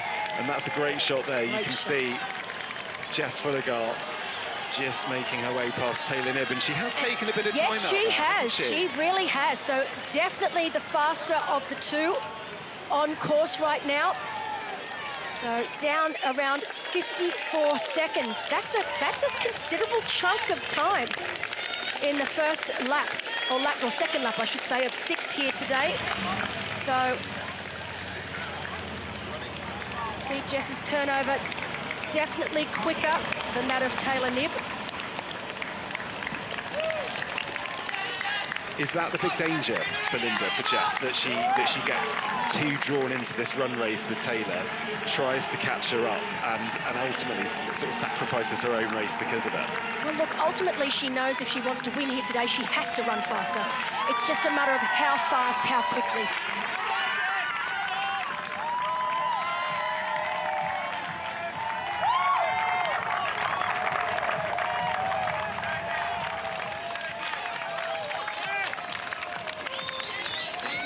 So Jess Fullergart making inroads here to Taylor Knibb's lead. 50 seconds the gap, it's coming down.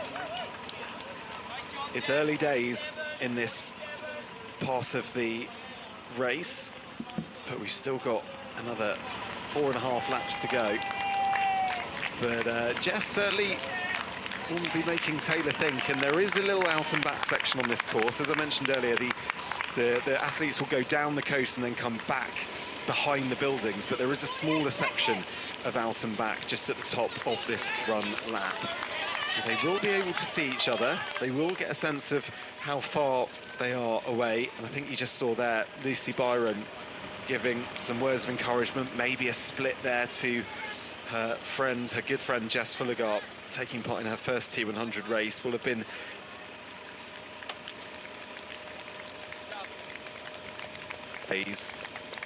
and of course helping her navigate this new challenge in her career.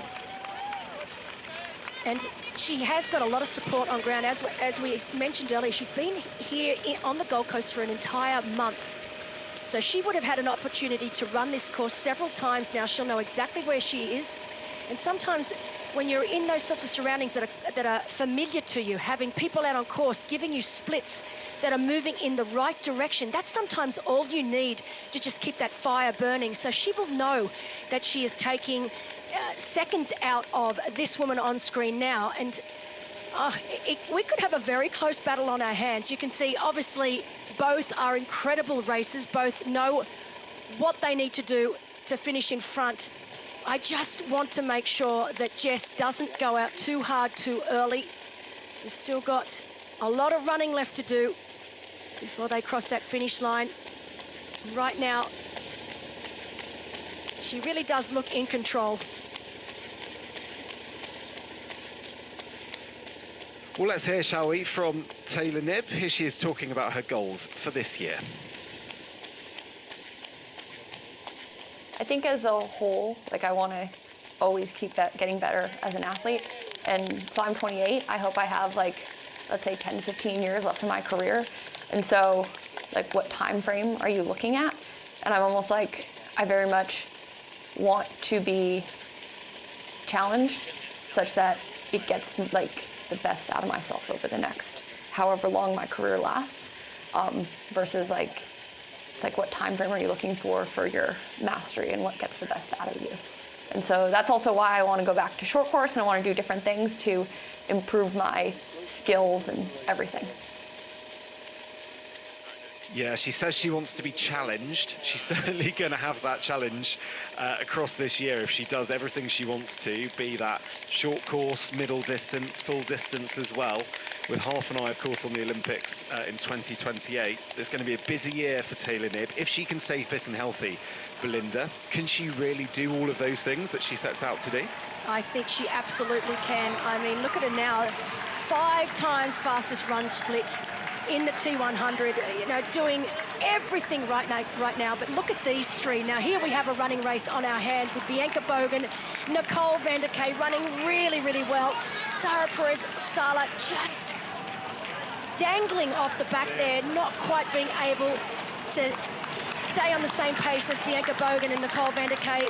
Nicole van der Kay, of course, has raced twice already this year. You mentioned it earlier on, Matt. She was the winner at Tauranga, which is a great little race over in New Zealand.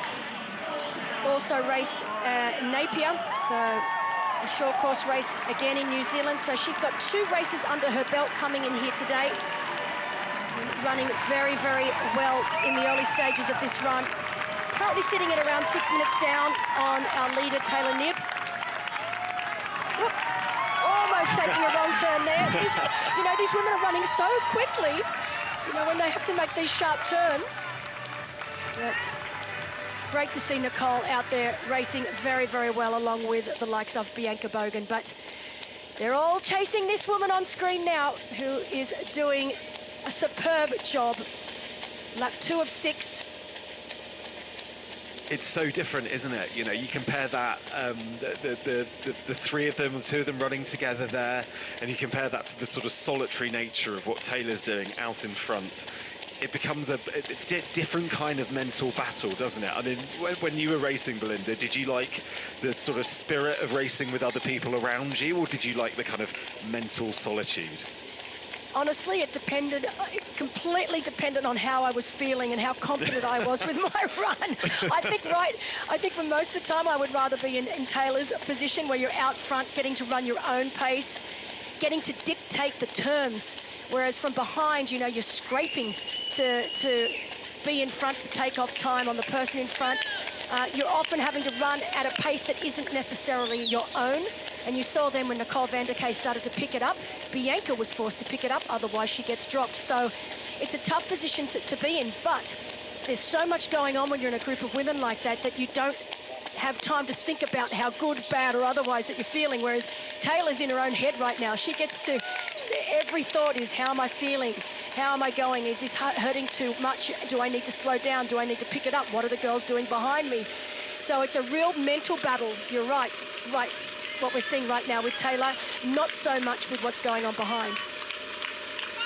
And especially given the nature of this course, not having the out and back sections all around. So she will, at this point in the course, she'll be clueless, won't she, really, as to how far back Jess Fullegar is. She'll, of course, have a most recent split from whoever's out on the course giving that to her. But, I'm sure she'd love a little GPS or someone telling her, 50 seconds, 49 seconds, something like that, just in her ear to keep her abreast of it. But she's a super smart racer, is Taylor Knibb. You don't become a T100 world champion without being exactly that. And she will, I'm sure, have a pretty good idea of what's going on around her, who are her biggest challenges, and that right now is Jess Fullegar. And then behind that, Imogen Simmons, 3:13 back from the lead, Nicole van der Kay. And that was Hannah there, so she definitely has some sort of an issue. She has, so it looks like some pretty nasty stitches, or maybe some sort of digestion problem, but you can see now definitely in a lot of discomfort. As you can see, look at the minute per kilometre pace that we're seeing on screen right now. So for Knibb, running at 3:41 minute per kilometre pace. Jess Fullegar, 3:35, so definitely the faster of the two on course, and we can see that by the time now being 49 seconds down on our leader. 3:46 for Simmons, and look at that, the second fastest, of the day, Nicole van der Kay, which we could see. You could see that Nicole van der Kay was moving very, very nicely, running at 3:41. You can see we've changed it now on the graphics to miles, so miles per hour, but these women, these top 3 to 4 women running very, very fast out on course.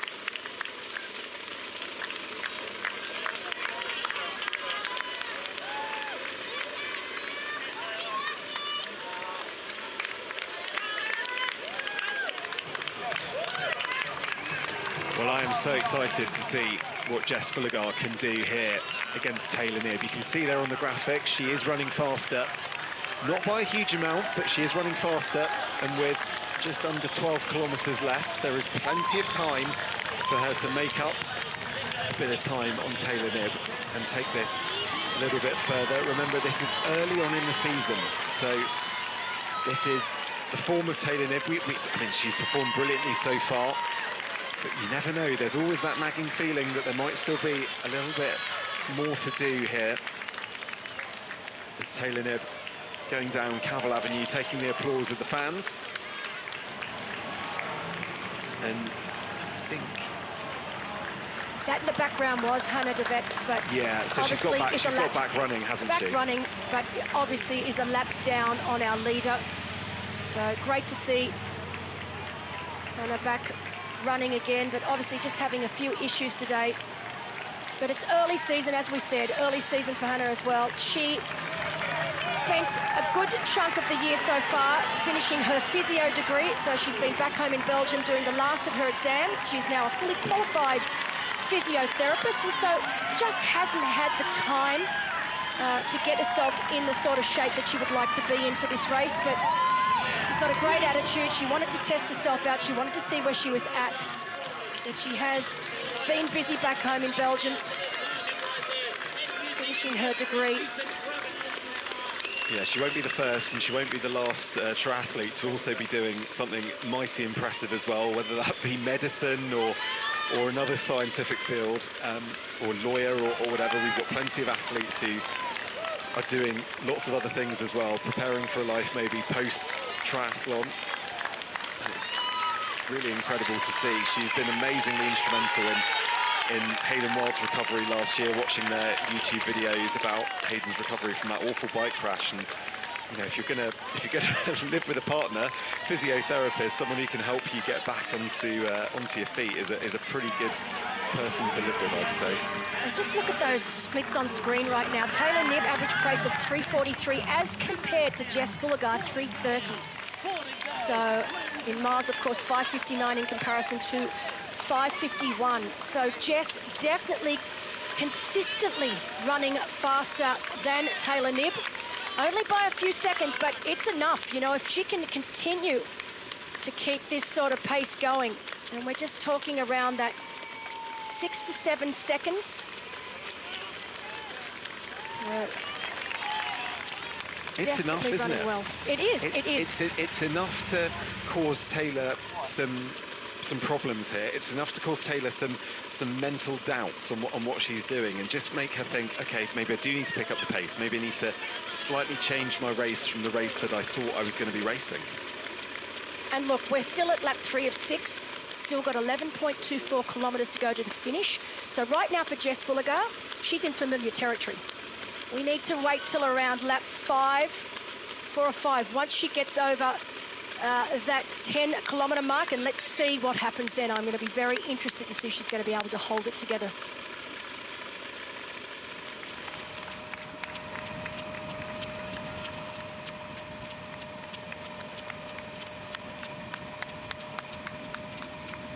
So another good look at this part of the course that Jess Fulligar is on at the moment, and it's kind of similar to the bike course in that it's billed as fast and flat, but there are these small little inclines which, you know, on lap 1, lap 2, lap 3, they're okay, but once you get to lap 4, 5 and 6, really start to hurt in the legs.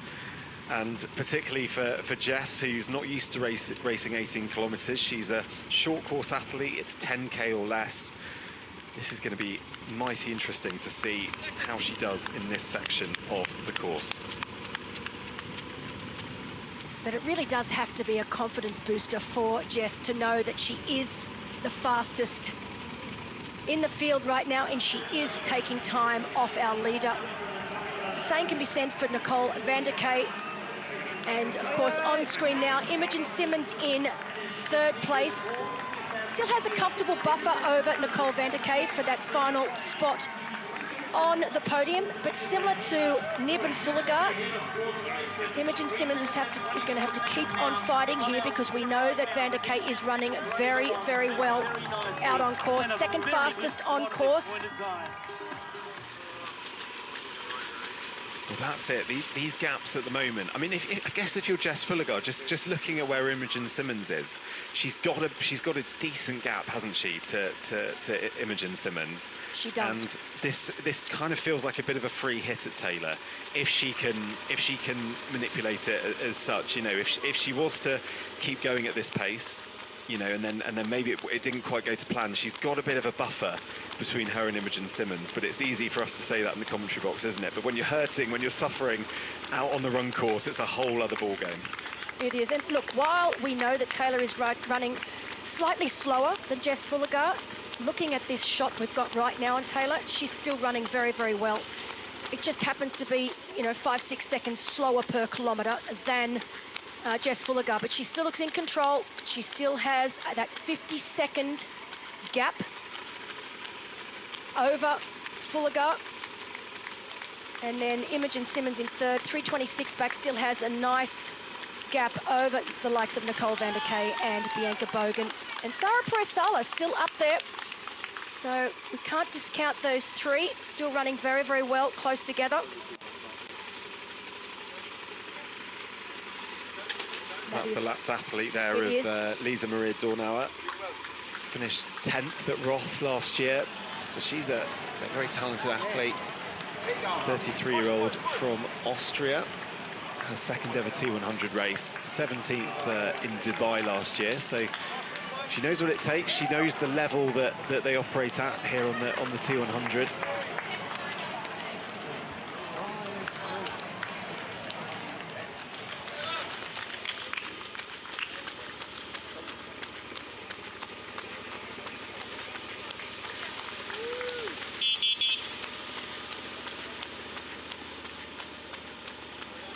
So Taylor Knibb still at the front of this race, looking good. Jess Fulligar is giving it a go. And that's all you can ask, isn't it? 10 kilometres from the end of this race. And if you like what you see here, you want to give the T100 a go across this year and even into 2027, here's how you can get involved.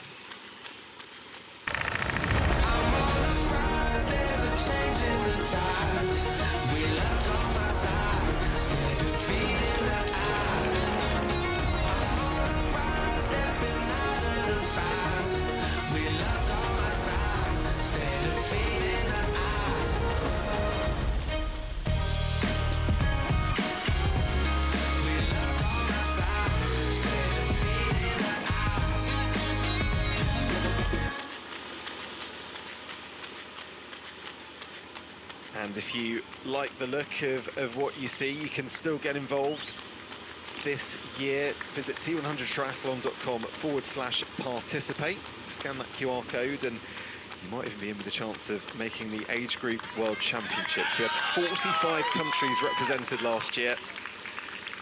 And if you finish in the top 10 of your age group, you can qualify for that race at the end of the year in Qatar. So Taylor Knibb there on the left of your screen, Jess Fulligar on the right, lighting up this race here on the Gold Coast. And really, this is a battle now to the end between these two athletes. As I'm trying to work out if that's someone giving her some splits or someone just trying to keep pace with Taylor Knibb. Just goes to show how fast these guys are running out here. No, they really are, and you can see it almost looks like Taylor just picked it up a touch then. I don't know if someone gave her some information and said that, you know, obviously Jess is behind and she is running a little faster, and you could almost see that turnover start to get a little faster from Taylor right there. But Jess Fulligar still running so very, very well. We've just been given an update that her teammate Sian Rainsley, who was here on the Gold Coast training with her the past month, has just finished third at the World Cup they just had on Hainan Island in China. So I wonder if Lucy Byram or one of the British teammates is down on ground able to say, you know, Sian just got a third place and you're up here racing for second and first place here. Just gives her that little extra bit of energy that's needed to keep on taking some time out of Taylor Knibb. But right now, look at these max heart rates. So 92%, 91, 92% for Taylor Knibb, only 86% for Jessica. So Taylor, as I said, looked like she just picked it up, and her heart rate showing that that was indeed the case. 49 seconds, so it just keeps hovering around that 49 to 50-second mark. I think Taylor has been told that Jess is trying very, very hard to bridge across, and Taylor's decided not this time. She's just managing it to pick it up, but interesting to look at those heart rate maxes there, Matt. Just that slight difference. 92%, that is working. Yeah, it really is, but it would give, I mean, obviously Jess can't see these graphics as she's racing, but it would give her heart knowing that she's working potentially a little bit less hard than Taylor Knibb is right now. All that heart rate data given to the T100 at the start of the year, so it's up to date and it's accurate, and it's a really good insight into the effort that these athletes are putting down.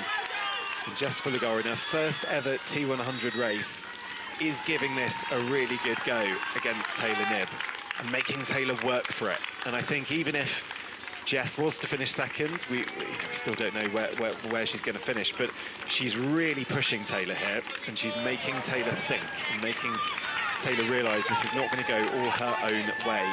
And I would imagine she might get sight of her fairly soon at the bottom of Cavill Avenue. That will be a really good visual indication of where Jess Fullegar is in relation to Taylor Knibb. There she is. She's about to make the turn onto Cavill Avenue. Oh, there we go. Look at side that. by side. This is what we want to see. No, didn't look sideways, either of them. Both of them absolutely stealth. No one wants to give away a thing right now. So normally, when you see your competition, you give a little bit of a look to the side, but for these two women, there was not even a single side glance. So these two definitely mean business right now. Well, that must be so motivating, though, for Jess to see Taylor in her sights. It must, I guess it works both ways, doesn't it? For Taylor, she sees that Jess isn't that far away, so she's got to up her game a little bit. And then for Jess, she can actually see what she's chasing just in front of her. Yeah, Taylor has to keep the pressure on, and that's what Jess is doing. She's forcing Taylor to keep running hard. Right now, where we are at this run, Jess is in uncharted territory. So right now, we only have around 8.68 kilometres to the finish. And so we are in a territory now for Jess Fullegar that she has never been in before. It's going to be very interesting to see.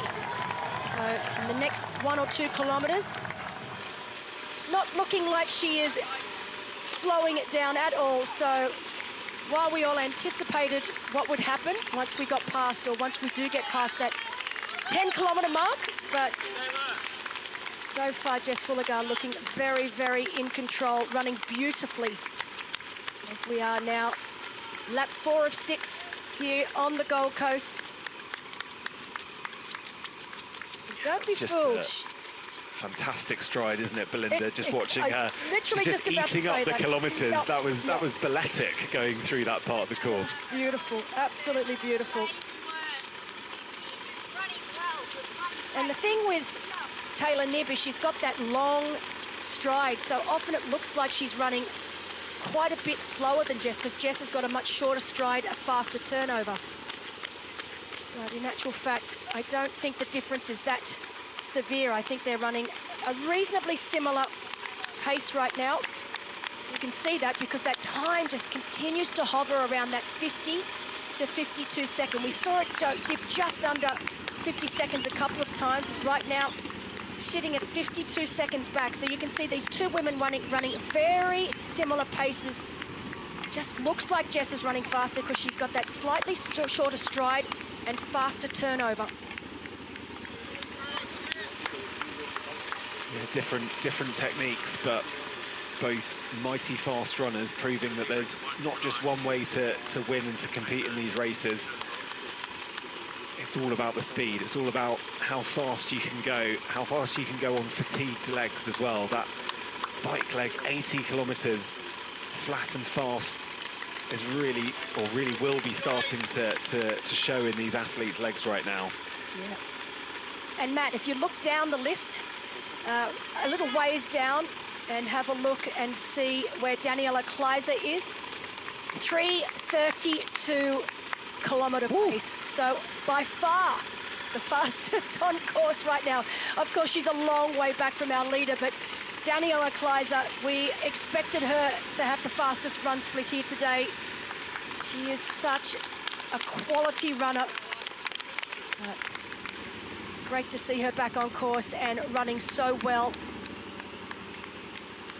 It must be fantastic having that in your locker. You know, even no matter how good your swim is or your bike is, knowing that you've always got a chance when it comes to the run, and knowing that you're that quick. I mean, that must just be it must be a really exciting way to race, I would think. Yeah, definitely, and that's why she's in the last lots of T100 she's managed to always run herself into that top 10. I think she's had 2 top 10 finishes in the past.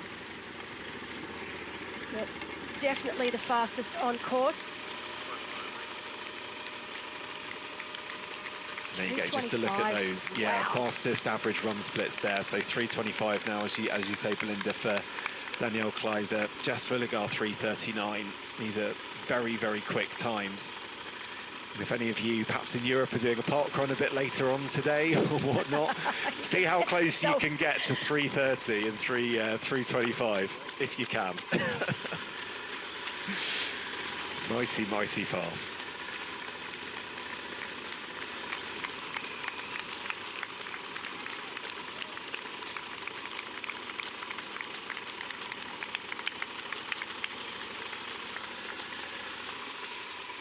So Taylor Knibb just rounding this part of the course through the aid station, taking on some fluids, taking on some water.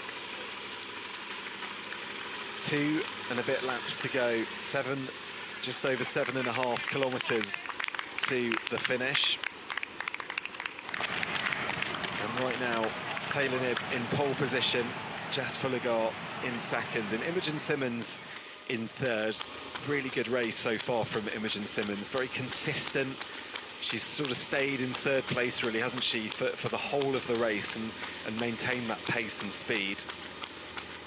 Yeah, she's such an impressive athlete, and one of the things I love about Imogen is she's just strategically such a brilliant racer. So she's one of those athletes that when things go slightly wrong or she doesn't have the ride that she wants, she's able to pivot. And it's a really difficult thing to do.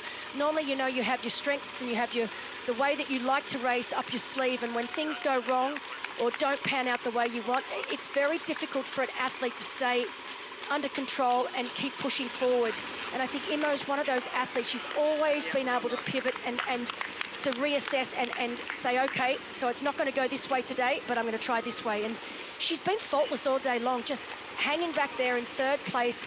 She really doesn't look like she's got too much to worry about behind. I know Nicole van der Kay is running very, very well in fourth position, but right now, Imogen Simmons looking like she is in control in third place, and she will be over the moon if she's able to take home a podium here at the end of the day today.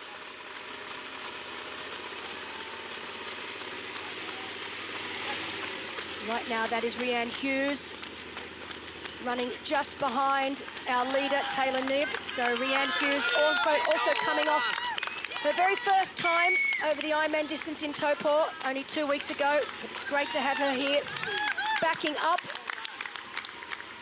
But Taylor looking just as good, if not better, than when she first started this run. Lap 4 of 6. Just under 11 kilometres left to go here today. Well, if she was to end up winning here, Taylor Knibb, it would be the perfect start in this year's Race to Qatar.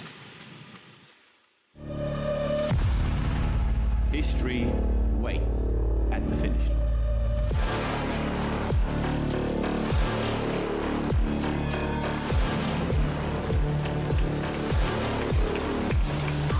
There's everything to pay for.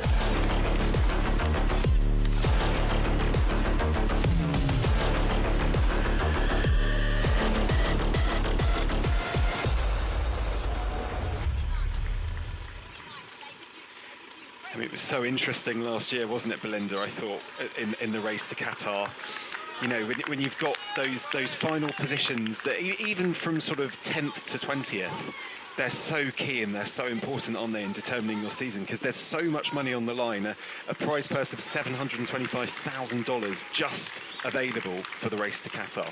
No, it's unbelievable. And what I've loved, you know, having been in the sport for so many years, I think I've over 30 years now, to see the sort of money that the T100 is allowing the athletes to race for it. It blows my mind. If you had have asked me 20 years ago when I was still racing if this was going to happen, I would have laughed.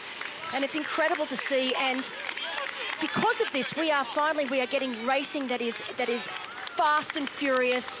Athletes are continuing to lift every single time they hit a start line. And we're getting these short course athletes that are just continuing to raise the bar, just like we're seeing on screen right now with Jess Fulligar. Taylor Knibb, she's had to keep the throttle on. I don't think Taylor Knibb came to this race thinking that she was going to have it all her way. I think she knew that she was going to be pushed. And Taylor's the sort of athlete that wants to be pushed, especially after last year. She wants to get a really good understanding of where she is exactly in her training.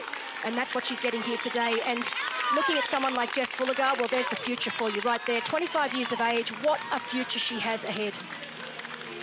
She certainly does. And just, I guess, wider context on the T100 season. And, you know, I mean, look, we were supposed, Kate Woff was of course supposed to be racing today. Sadly, couldn't quite make it in time with an injury that she's had.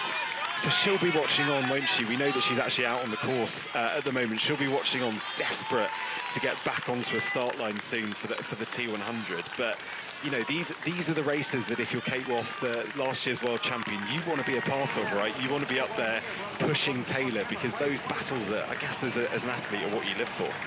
Yeah, it's really interesting, actually, because we've got Ash Gentle down on ground now, who dominated the year before that. We've got Kate Woff, who dominated last year. And now we've got both these athletes, you know, not being able to race today for different reasons, of course, watching on and seeing the next gen. I mean, obviously, Taylor Knibb, they know how good she is. They expect her to be where she is right now on this race course.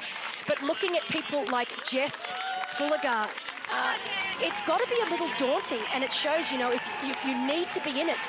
And I'm sure Kate's down there wishing more than anything that she could be on the race course here today. And I have no doubt that we will see all of these women back on throughout the year. Obviously, Ash Gentle taking a little bit longer off because she's expecting her first baby. But I know that we'll see Ash back once she has given birth. I hope we see her back. She definitely is not looking like retiring, that's for sure. So I would love to see all of these women back on a start line when they're all fit and healthy, because how incredible are these women racing right now? They just, as I keep saying, I sound like a broken record, but they just continue to raise the bar. And right now, you've got Alana Siffert, you know, still the youngest racing today at only 20, I think 23 or 24 years of age. She is the youngest on this race course. You've got Taylor Knibb at 28 years of age.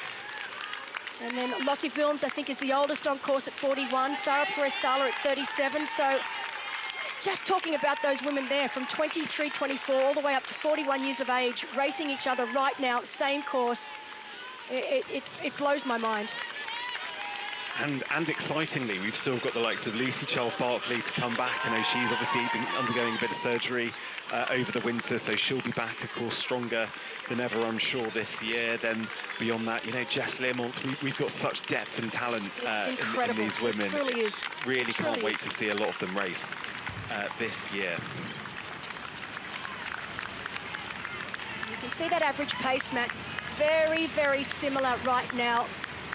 So Jess Fulligar just slowing down ever so slightly, whereas Taylor Knibb just keeping that same pace going. So both running very, very similar, 3:42 per kilometre, translating to 5:57 per mile. And I think right now, you can see Taylor having a little bit of a chat there. So you can see Taylor is well and truly in control in the latter stages of this run. Jess still holding herself very, very well. This is where it gets tough, right, for Jess Fulligar on the right-hand side of your screen there. This is where we've spoken all afternoon, haven't we, about the unknowns, about racing at this distance. But as we've said, you know, 10 kilometres and under is what you're used to in short course racing. She's right now about to do 18 kilometres. She's, you know, 12, 13 kilometres in right now. This is where it's going to start to show. It really is, and as we said, uncharted territory, but right now on screen looking like she's done this at least a dozen times before. Certainly not showing any signs of it hurting or not being in control. She still looks very much in control, still running a really solid pace. as is Imogen Simmons, fully focused right now. So Imo still holding third position. How tough would it have been for Imogen Simmons to watch last year and just mentally get herself into the headspace where she can stay fit, where she can stay able to race these women? You know, this is what separates the professional athletes, the greats, and you know, those that just don't quite have what it takes. And someone like Imogen, I know last year was the worst year of her life, and to be able to put it to bed and now focus on 2026. She's in a really good headspace. I got to spend some time with her. She's an incredible athlete and a lovely and a beautiful human being. And to see her back here racing right now in third position, she'll be absolutely over the moon, and it'll just set her up beautifully for the rest of the year. And I definitely think she'll be one of those contenders in Qatar. She will be right up there, trying very, very hard to keep that top three. Well, let's hear from her, shall we? Here she is talking about her aspirations for the year. My aspirations for the year, I mean, honestly, I just want to feel good racing. I think that's always been my personal goal, is just those races where everything comes together for yourself and you're just having fun out there and you feel in control of the pain that you're pushing yourself through. Doing what you know you're capable of, but actually ticking it off, because it's one thing being able to do that in training and having everything going well in training, but actually executing on race day, for me, that's often been one of the hardest parts. And yeah, I hope that this year I can show all the hard work that I've managed to piece together over the past couple of years. Yeah, she's certainly doing that today. Currently sitting in third spot. A podium finish would be a brilliant way to re-announce yourself back onto the T100 World Tour. And up the road from her, Jess Fullegar, still going strong. Short course athlete, making her way to middle distance and looking very good for it. But up ahead, the woman they're all chasing is Taylor Knibb.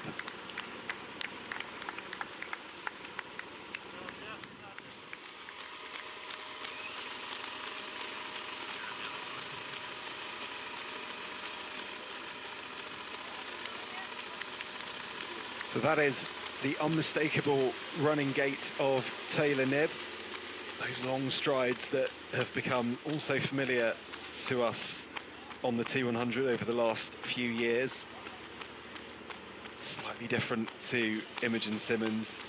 All these athletes, different styles of running, different ways of getting the job done, but you can all, or you can say, I should say, they are all mighty fast.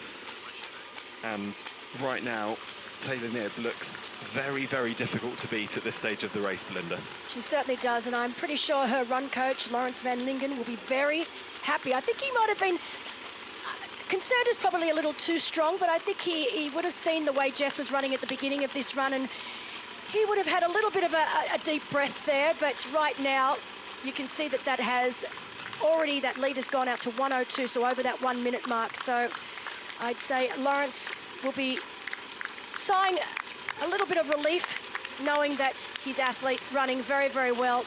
This is what we're seeing right now with Taylor Knibb, is experience. She has experience over this distance. She's basically been able to up a game the second half of this run, whereas now I think for Jess it's just a matter of trying to hold on. And I'm not saying that Jess is suffering. I'm just, right now it's just, she still looks fantastic. I mean, look on screen, it really does look good. But you know that her kilometre pace has slowed down ever so slightly, whereas Taylor Knibb has stayed the same, if not improved slightly. And this is just exactly what I anticipated we would see, purely because Taylor Knibb has the experience that Jess doesn't. And still, hats off to Jess Fullegar. It's scary to think what this young woman is going to be capable of if she gets a few more of these T100 races under her belt, because she definitely has what it takes to do well over this distance.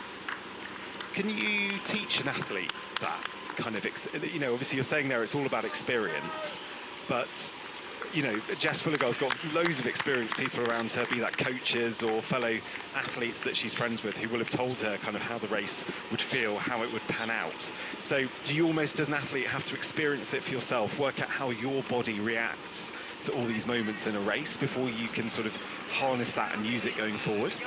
Well, just because it's just such a different distance to what she's used to. Her training, all of her training that she's done for the last, you know, since she started back from taking a season break, it's all geared towards sprint and Olympic distance racing, draft legal events. And all of a sudden, we've just dumped her onto a time trial frame. You know, she's racing over twice the distance now that she's accustomed to, with the 20-metre draft rule in play. And so really, she shouldn't be where she is right now. She should be further back. But I think this just shows what a talent this young woman is. She certainly is. There was a certain member of our commentary team who picked who picked her for the win today, and they weren't far off, it's fair to say.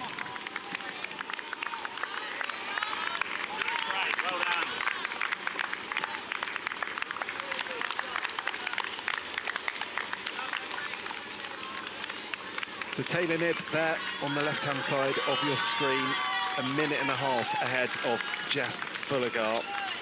Look there at the effort that these athletes are putting in. Taylor Knibb there briefly going into the red on her max heart rate. She's working super hard in this part of the race. And Jess Fullergar, despite, you know, being still a minute down and still looking like she couldn't quite make up that gap, she's still looking good. And 86% of her max heart rate proves that, yeah, this is a distance that she could do very, very well in the future, Belinda Granger. Oh, definitely. And look, I know the rest of the season for Jess is focused around World Triathlon and gaining those valuable points needed. As you mentioned earlier about points, and obviously they start from May this year. So I know that Jess has a pretty full race schedule as it is, but I'm sure if one of the races happened to fit in at the right time, it would be great to see Jess back on a T100 start line moving forward. How easy is middle distance racing, T100 racing, sort of to combine with a bit of short course, Belinda? Yeah, it's interesting. I mean, I couldn't have done it, not a chance at all. You know, for me, you either did long distance or you did short distance. You couldn't combine, but we see more and more these days athletes doing it successfully. I mean, look at Hayden Wild, did a fabulous job. You know, for a while there, you've got Christian Blumenfeld, and you see athletes that are doing really, really well, best of the best over the full distance, the middle distance, and T100. And likewise, obviously going from sprint distance and Olympic distance up to T100. I think the T100 distance, the reason I like it so much is because it does allow all athletes to sort of meet in the middle. I mean, ultimately, it does suit the short course athlete a little more, I do think. However, I think it's just one of those distances that we can start to see all distances come in together and race together under the one, you know, in the one race, and it's exciting. But yeah, for Jess, I think the short course athletes, it is definitely easier for them to step up than it is for our true long distance athletes to step down. Yeah, of course, 2027 brings the Triathlon World Tour to fruition. That is how we're going to bring together short course and T100 racing all under one umbrella. Really exciting times for triathlon as a sport. Brilliant time for these athletes to be involved in it. And yeah, plenty of changes to come across the year. But right now, Taylor Knibb and Jess Fullergar are looking pretty good at this stage of the race, it has to be said. Incredibly impressive when you think they've done that sea swim earlier today. It feels an awful long time ago, doesn't it, Belinda? But, you know, they were in the brutal surf conditions that you can just see there over Taylor Knibb's shoulder. There you go. That's what they were swimming in around 2 hours ago. And we were saying, weren't we, the heart rates were high. That would have taken some energy out of them. So to be able to put in these performances, to be able to put in this this power on the bike and also these speeds on the run is even more impressive, you might say. Oh, definitely. And, you know, the one question I'm going to want to ask Jess when she finishes is she going to give Lucy Byron back her bike? That's the big question of the day, because I think that bike really suited Jess Fulligar. She looked great on it. She had fantastic bike ride. She took it out from the gun, and we knew that Jess was going to be aggressive. I mean, she made it abundantly clear that she was going to be aggressive on that swim bike. She's played this race to her strengths. And now she's still holding on comfortably in second place, 1:04 down right now. But she knows that the women behind are way too far away to factor today. As you can see, Alana Siffert there, right behind. She's a lap down. And right now, you can see zipping that tri-suit up, because we know that the World Triathlon rules, they must have that tri-suit zipped up. So they don't have to have it all the way up until the finish line, but they can't have it unzipped all the way down either. So still looks really good. Lap 6 of 6, so final lap here today. 2.37 kilometers left to go. Yeah. No one is going to catch this woman on screen. She was flawless today. Well, that's it, Belinda. When we're talking about, you know, Jess and the challenges that she faced in this, going into this race, the nutrition issue, you know, just getting used to racing a T100 distance. The fact that she's made it this far, I mean, look, there's only 2 kilometers left.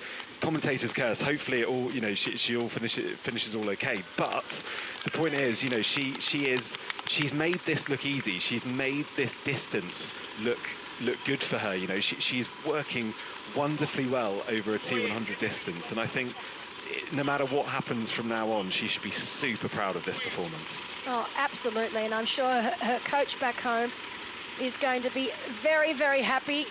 So big shout out to obviously Vicky Holland. I know that she gave us some great information yesterday about Jess Fulligar and what she was hoping to achieve here today.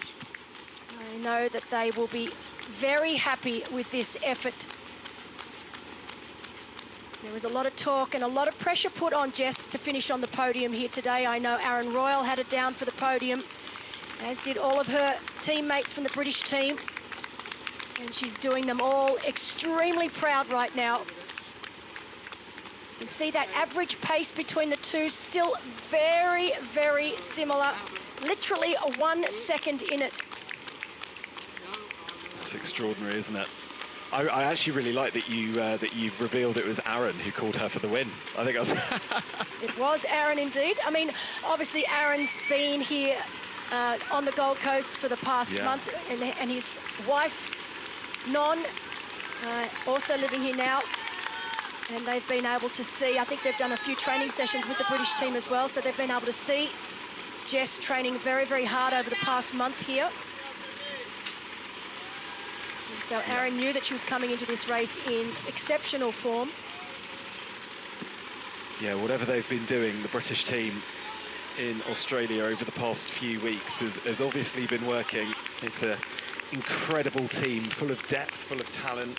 Alex Yee is out here, of course, the Olympic champion. Sam Dickinson as well, who no doubt we'll be seeing in Singapore on the T100.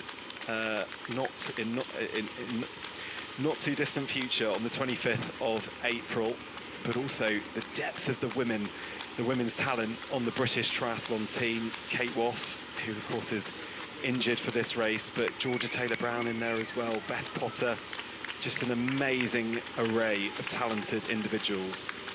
Yeah, it's incredible. It continues to blow my mind. As I said, I just mentioned Sian Rainsley just finishing 3rd, so great race from Sian Rainsley in China.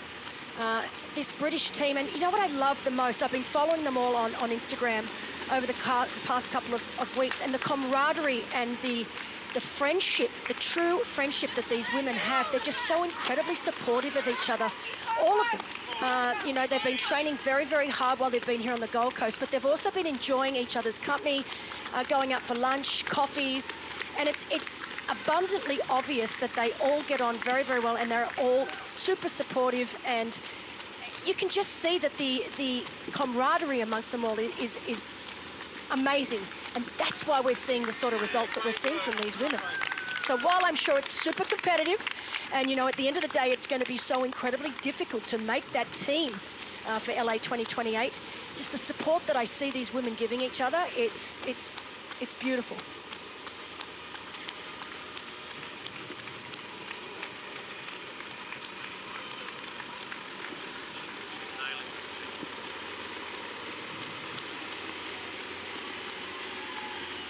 Yeah, just talking there about the depth of talent and also the camaraderie there, Belinda. Yeah, it must be a fine balance, mustn't it? Getting that right. But for sure, they're pushing each other on. That British team doing everything they can to be the force that they are in World Triathlon. But let's talk, shall we, about Taylor Knibb. And, you know, this race, Belinda, this has been an incredibly smart race, I think, from Taylor Knibb. She has had quite a lot to contend with. She's had a lot of unknowns to contend with in the shape of Jess Fullergard. But you know, this is the mark of a champion, isn't it? Someone who can turn up to a race like this and dominate in the way that she has. Yeah, definitely. And she is, as we said, one of, if not the best in the world. And I am incredibly excited to see what this woman on screen now is going to be able to do this year. She set herself what some would say an completely crazy schedule, but if anyone can do it, she can. And right now she can leave Australia tomorrow ticking the box saying, yep, race number 1 done and dusted, exactly as I needed it to be. And I'm sure Dan Lorang and the rest of her team will be looking on right now saying, yep, so far so good. Yeah, it's sort of a dream performance from Taylor Knibb, because especially after last year, the disappointment of last year, winning just once in 2024, coming to Australia, she would have wanted to win this race, make no mistake, but she had to win this race, you would argue. You know, she is a T100 world champion. She is really the benchmark of our sport, and she would have got on that plane knowing that really nothing less than a win was acceptable. And it's very easy to have those goals. It's another thing to deliver on them. And deliver on them she has as she goes through these brilliant crowds that we've got here on the Gold Coast.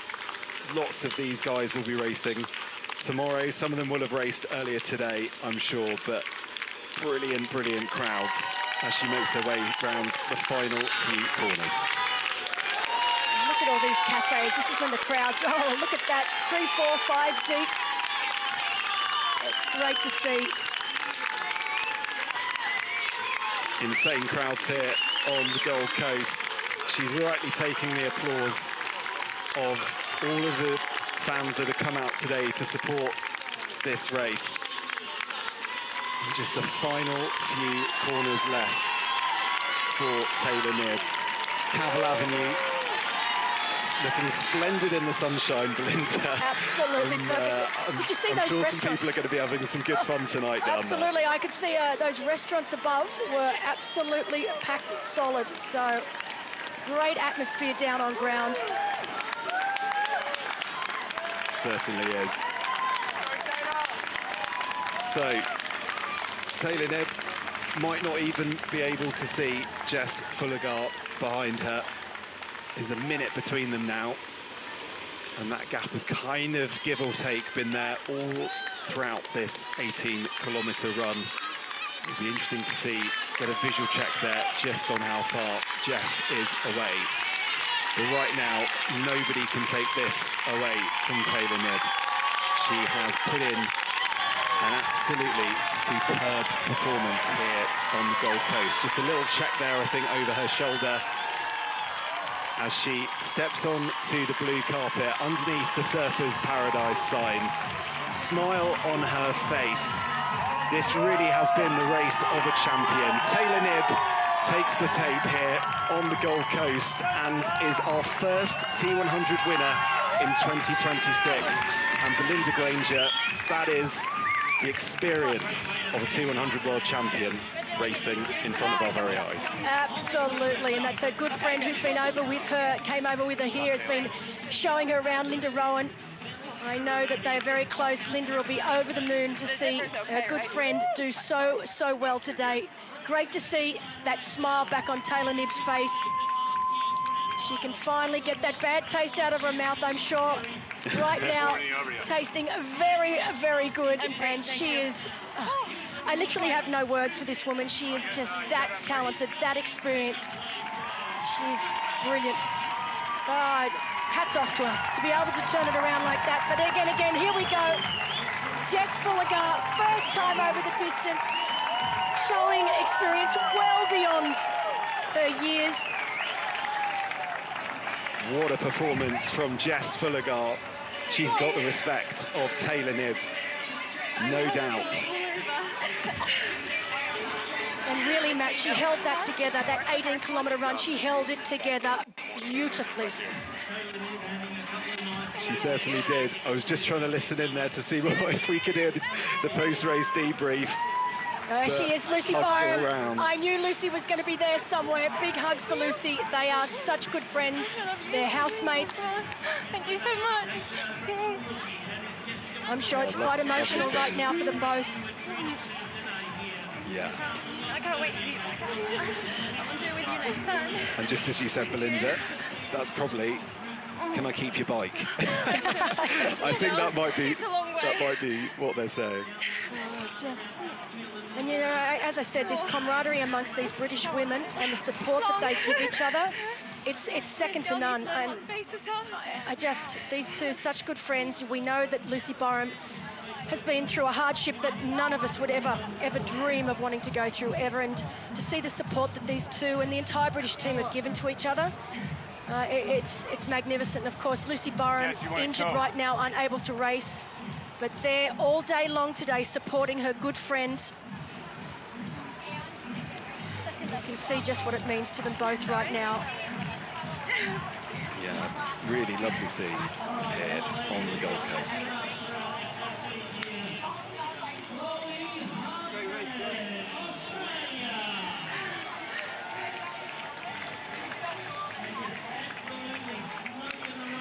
So Jess Fulligar just taking a break, having a drink, gathering her thoughts. I thought it was quite interesting watching her try to sit down. That's middle distance triathlon for you. Really will start to feel that in the legs over the next couple of days. And yeah, she will start to debrief with Lucy Byram there on the floor. There's Taylor Knibb on the right-hand side of your screen there. Well, she looks in pretty good condition, doesn't she? She doesn't look like she's just done a T100 race. I don't know how you even get along. But yeah.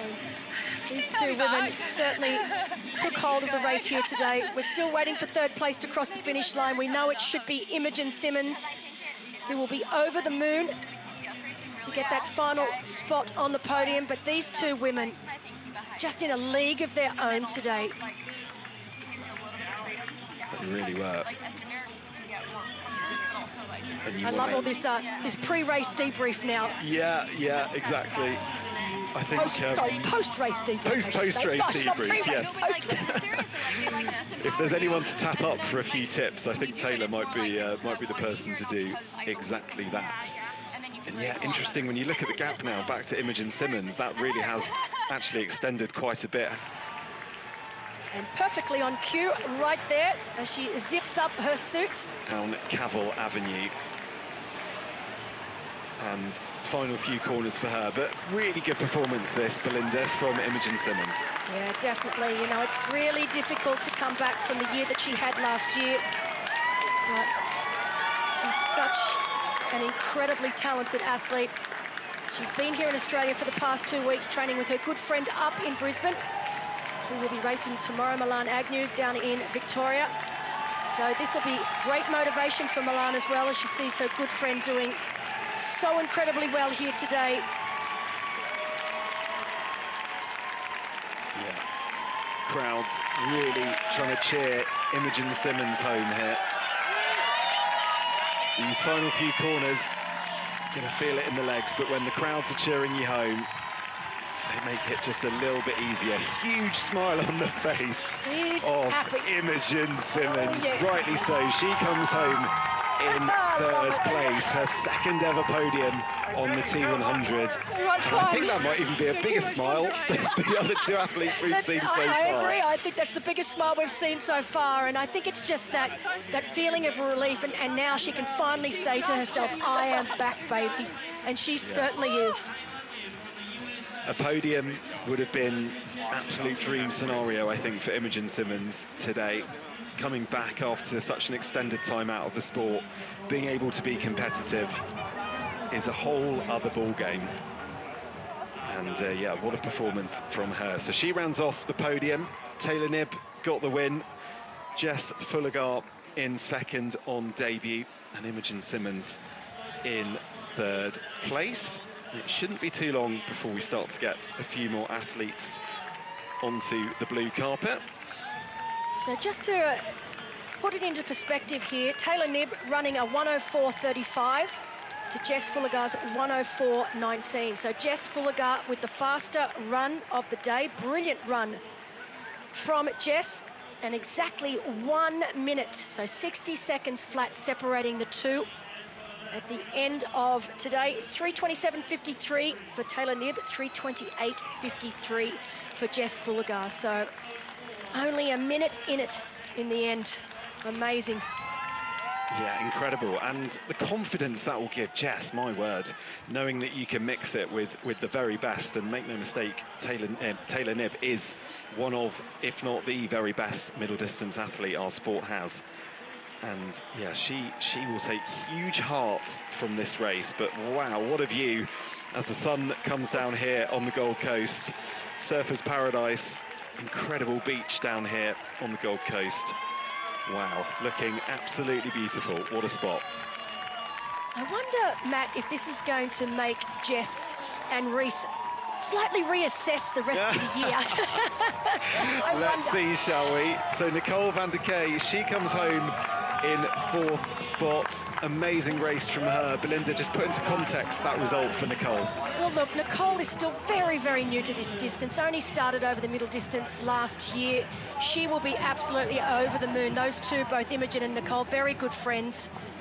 And it was just, it's a great, absolutely wonderful race from Nicole. And again, one of these women that's showing experience over this distance well beyond the number of races she's done. Of course, Nicole, I think, has done maybe 3 or 4 middle distance races now, but brilliant race. To come home in fourth, she'll be very, very happy, as will her coach. Yep, they certainly will. That is Bianca Bogan coming over the line. Huge smile as well from her. Comfortably her best ever T100 finish. Finished 15th in Spain, so finishing 5th here. Huge improvement. And let's get some reactions, shall we? Down on the ground, Aaron Royal is with our champion, Taylor Knibb. Well, Taylor Knibb back doing Taylor Knibb things. Got the first win of the year for you down here in Gold Coast. You must be over the moon? I'm very happy, yes. You're just very, very happy, yeah? I think I'm still a little in shock and just shell-shocked from that race. I mean, that swim was quite rough. I was contemplating life decisions there, but I think that's always a good race where you contemplate life decisions. Yeah, it was just a fun race. What particularly, which part of the swim was the most challenging, getting out or coming back in? The whole thing. The whole thing. You managed... It felt longer than like a long swim. Okay. It felt like we were in there an hour and a half. Not to be dramatic. Well, it did look like it was a very, very challenging swim. I guess you came out here and you got a couple of practice runs at it, is that right? Before? Like 3? Yeah, I think I need a lot more practice, so yes. And then out onto the bike, you obviously had a bit of a deficit, which I guess you're probably not super used to. Was it just business as usual, go stick to your watts and hope that the race comes back to you? Yes, and I felt like I was like kind of opening up into it. And so I was like, as opposed to other people that could have like some people can like taper off, and so if you're opening up, it's like this really nice crossover where once you can like blow up gaps, but it just wasn't like Jess raced amazingly, especially for her first middle distance race, and so it was just like the pressure was on the whole day, and that makes a win even greater. Yeah, exactly. First race for the year. We know you have a mind-blowing calendar that includes middle distance, short course, full distance, cycling as well. How are you going to juggle it all? Well, it's one thing to like write everything down onto a Word document. It's another thing to do it. So maybe check Vatican in a few months and see how it's going. But maybe next year we can see how it went. But yeah, I'm really excited, and this popped up on the calendar and it was a really last-minute entry, and it just really excited me. And I think that last year I didn't say yes to those kind of things, and in the past that's been a strength of mine. Like some of my best races I've said yes to last minute, and then so I'm just like, you know what, like, Dan, can we do it? And he's like, why? I'm like, I really want to race a really competitive race. Here I am against the middle distance field. I don't think travel's like too bad, and so what do you think? And he's like, okay, we can give it a go. Didn't love the idea, I don't think, but he's still supportive, and he knows that like I race from a place of joy, and so like I appreciate that my team sees me for me, and so therefore it's like, it might not be straightforward, it might not be normal, but we're going to make it work for us and learn. Well, it is one hell of a race calendar you've got planned. Just before you go, where will we see you next? What's on the crazy calendar next? Well, am I allowed to say it on this? I'm racing Oceanside next weekend, so another middle distance race. I'll fly back home tomorrow and then fly out to Oceanside on Thursday. Well, good luck with that, best recovery, and we hope to see you on a T100 start sign sometime soon in the future. Thank you. Yes, I'm looking at the flights to Spain. We'll see how that works between 2 Olympic distances, but we'll see. So don't worry, I'm mapping it out. Gracias, Taylor. Thank you. Jessica Fulliger, first middle distance race, second ever non-drafting race. You look like you had a lot of fun. Yeah, when I wasn't suffering, I was having a lot of fun. I think you could tell I was a rookie out there, made a lot of mistakes, but I was here to learn a lot, have a lot of fun, and considering I'm 1,600k away from and the rest from home, it felt like a home race at times. So yeah, I'm just grateful to be here. And the question on everyone's lips is Lucy Barham getting her bike back. Yeah, maybe. I'll think on it. Maybe time to invest, or if there's a sponsor out there willing to get on board for a bike. Yeah, I hopefully do have a TT waiting for me at home when I get back. It just wasn't ready on time, so hopefully I'm back on my Scott when I get home, and hopefully there's more to come. But yeah, a lot to learn in the meantime, a lot of training to get done. Yeah. And on the swim early on, you've been working with Phil Clayton, who we got on early on. You seemed like you were in cruise control that whole swim. Yeah, I'm really lucky to have been out here with the squad for the last few weeks working with Phil, who's just amazing, so I'm really grateful for him. Thank you, Phil. Had a look at the course yesterday, so I kind of was hoping to put some things into place, and yeah, like it was hard. It's a hard swim, no doubt, but hopefully I did him kind of proud today, and yeah, led out the swim, I think, so yeah, it was good. Yep. And then onto the bike, obviously you went out quite hard. Was it a little bit too hard because Taylor was gapping you? Yeah, I think you can tell that I'm a short course gal, and I got to 40k and thought, oh my goodness, this is a long way, and maybe I just think naturally I just clicked into going out hard, and I think I should have maybe paced it a bit more. Same on the run, I think I went out, just naturally was going out hard, and I thought, I've still got a long way to run. So I've got to learn how to pace a bit better, I think. Yeah, that will come with time, I guess.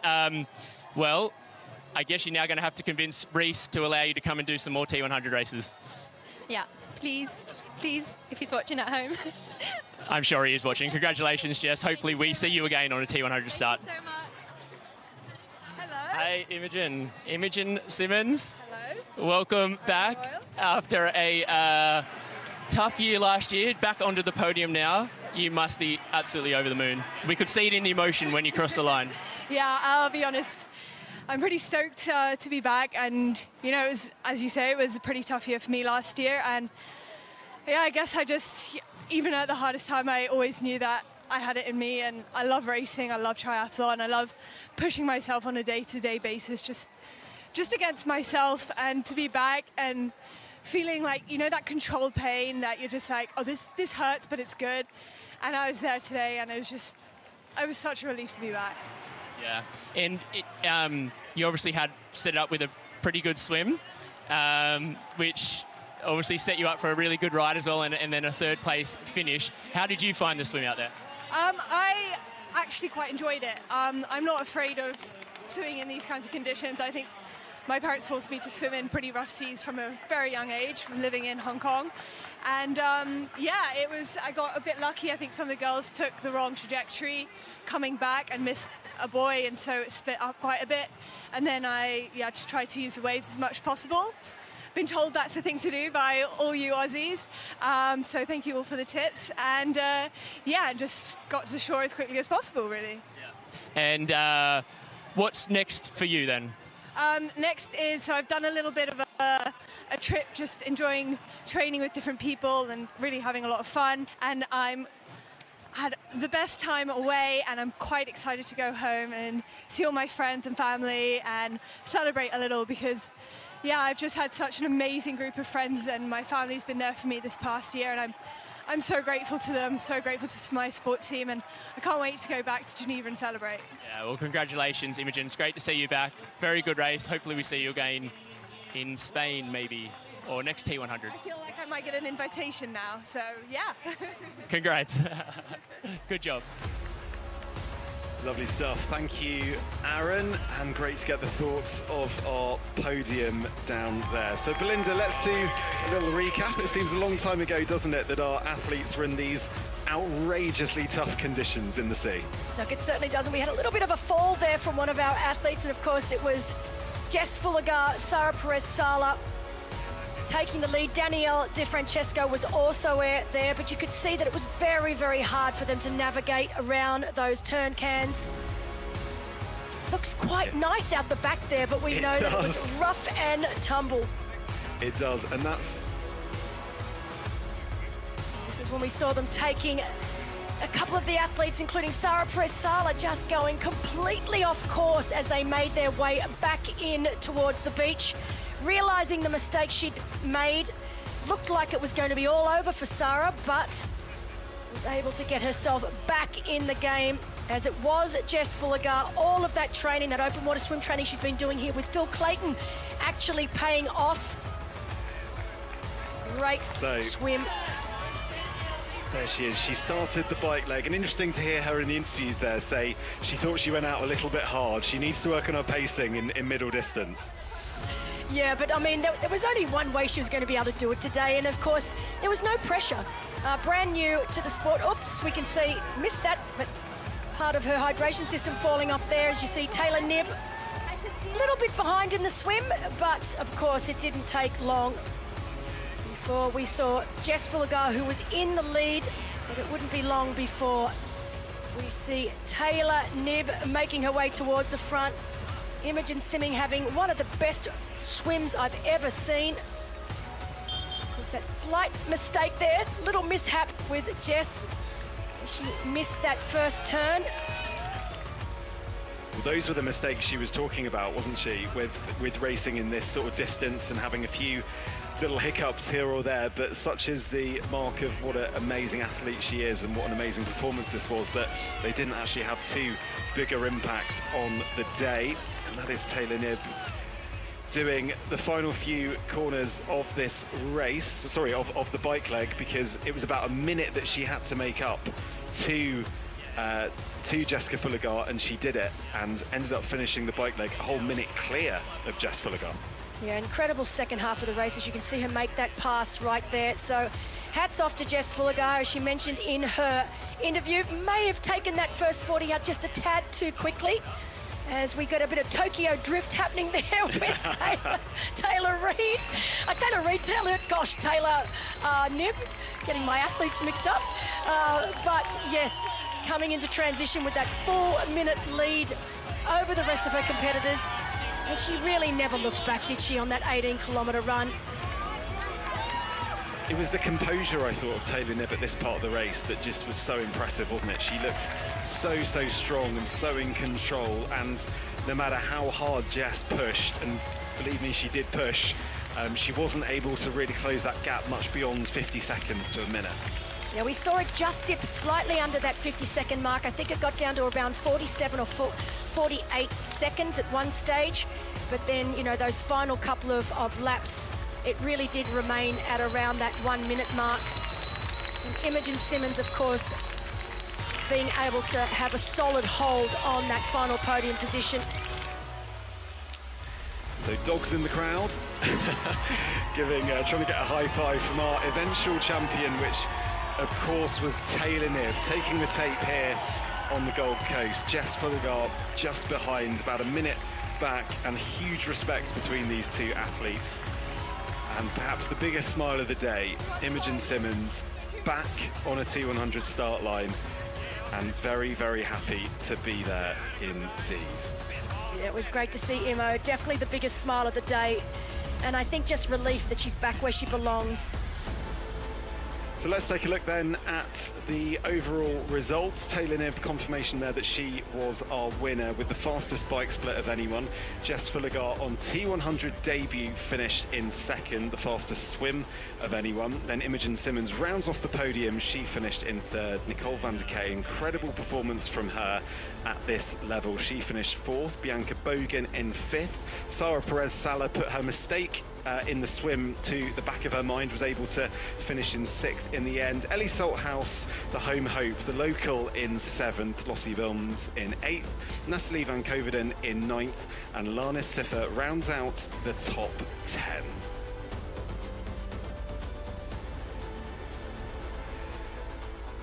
So Belinda, our time on the Gold Coast almost done. How are you going to remember today?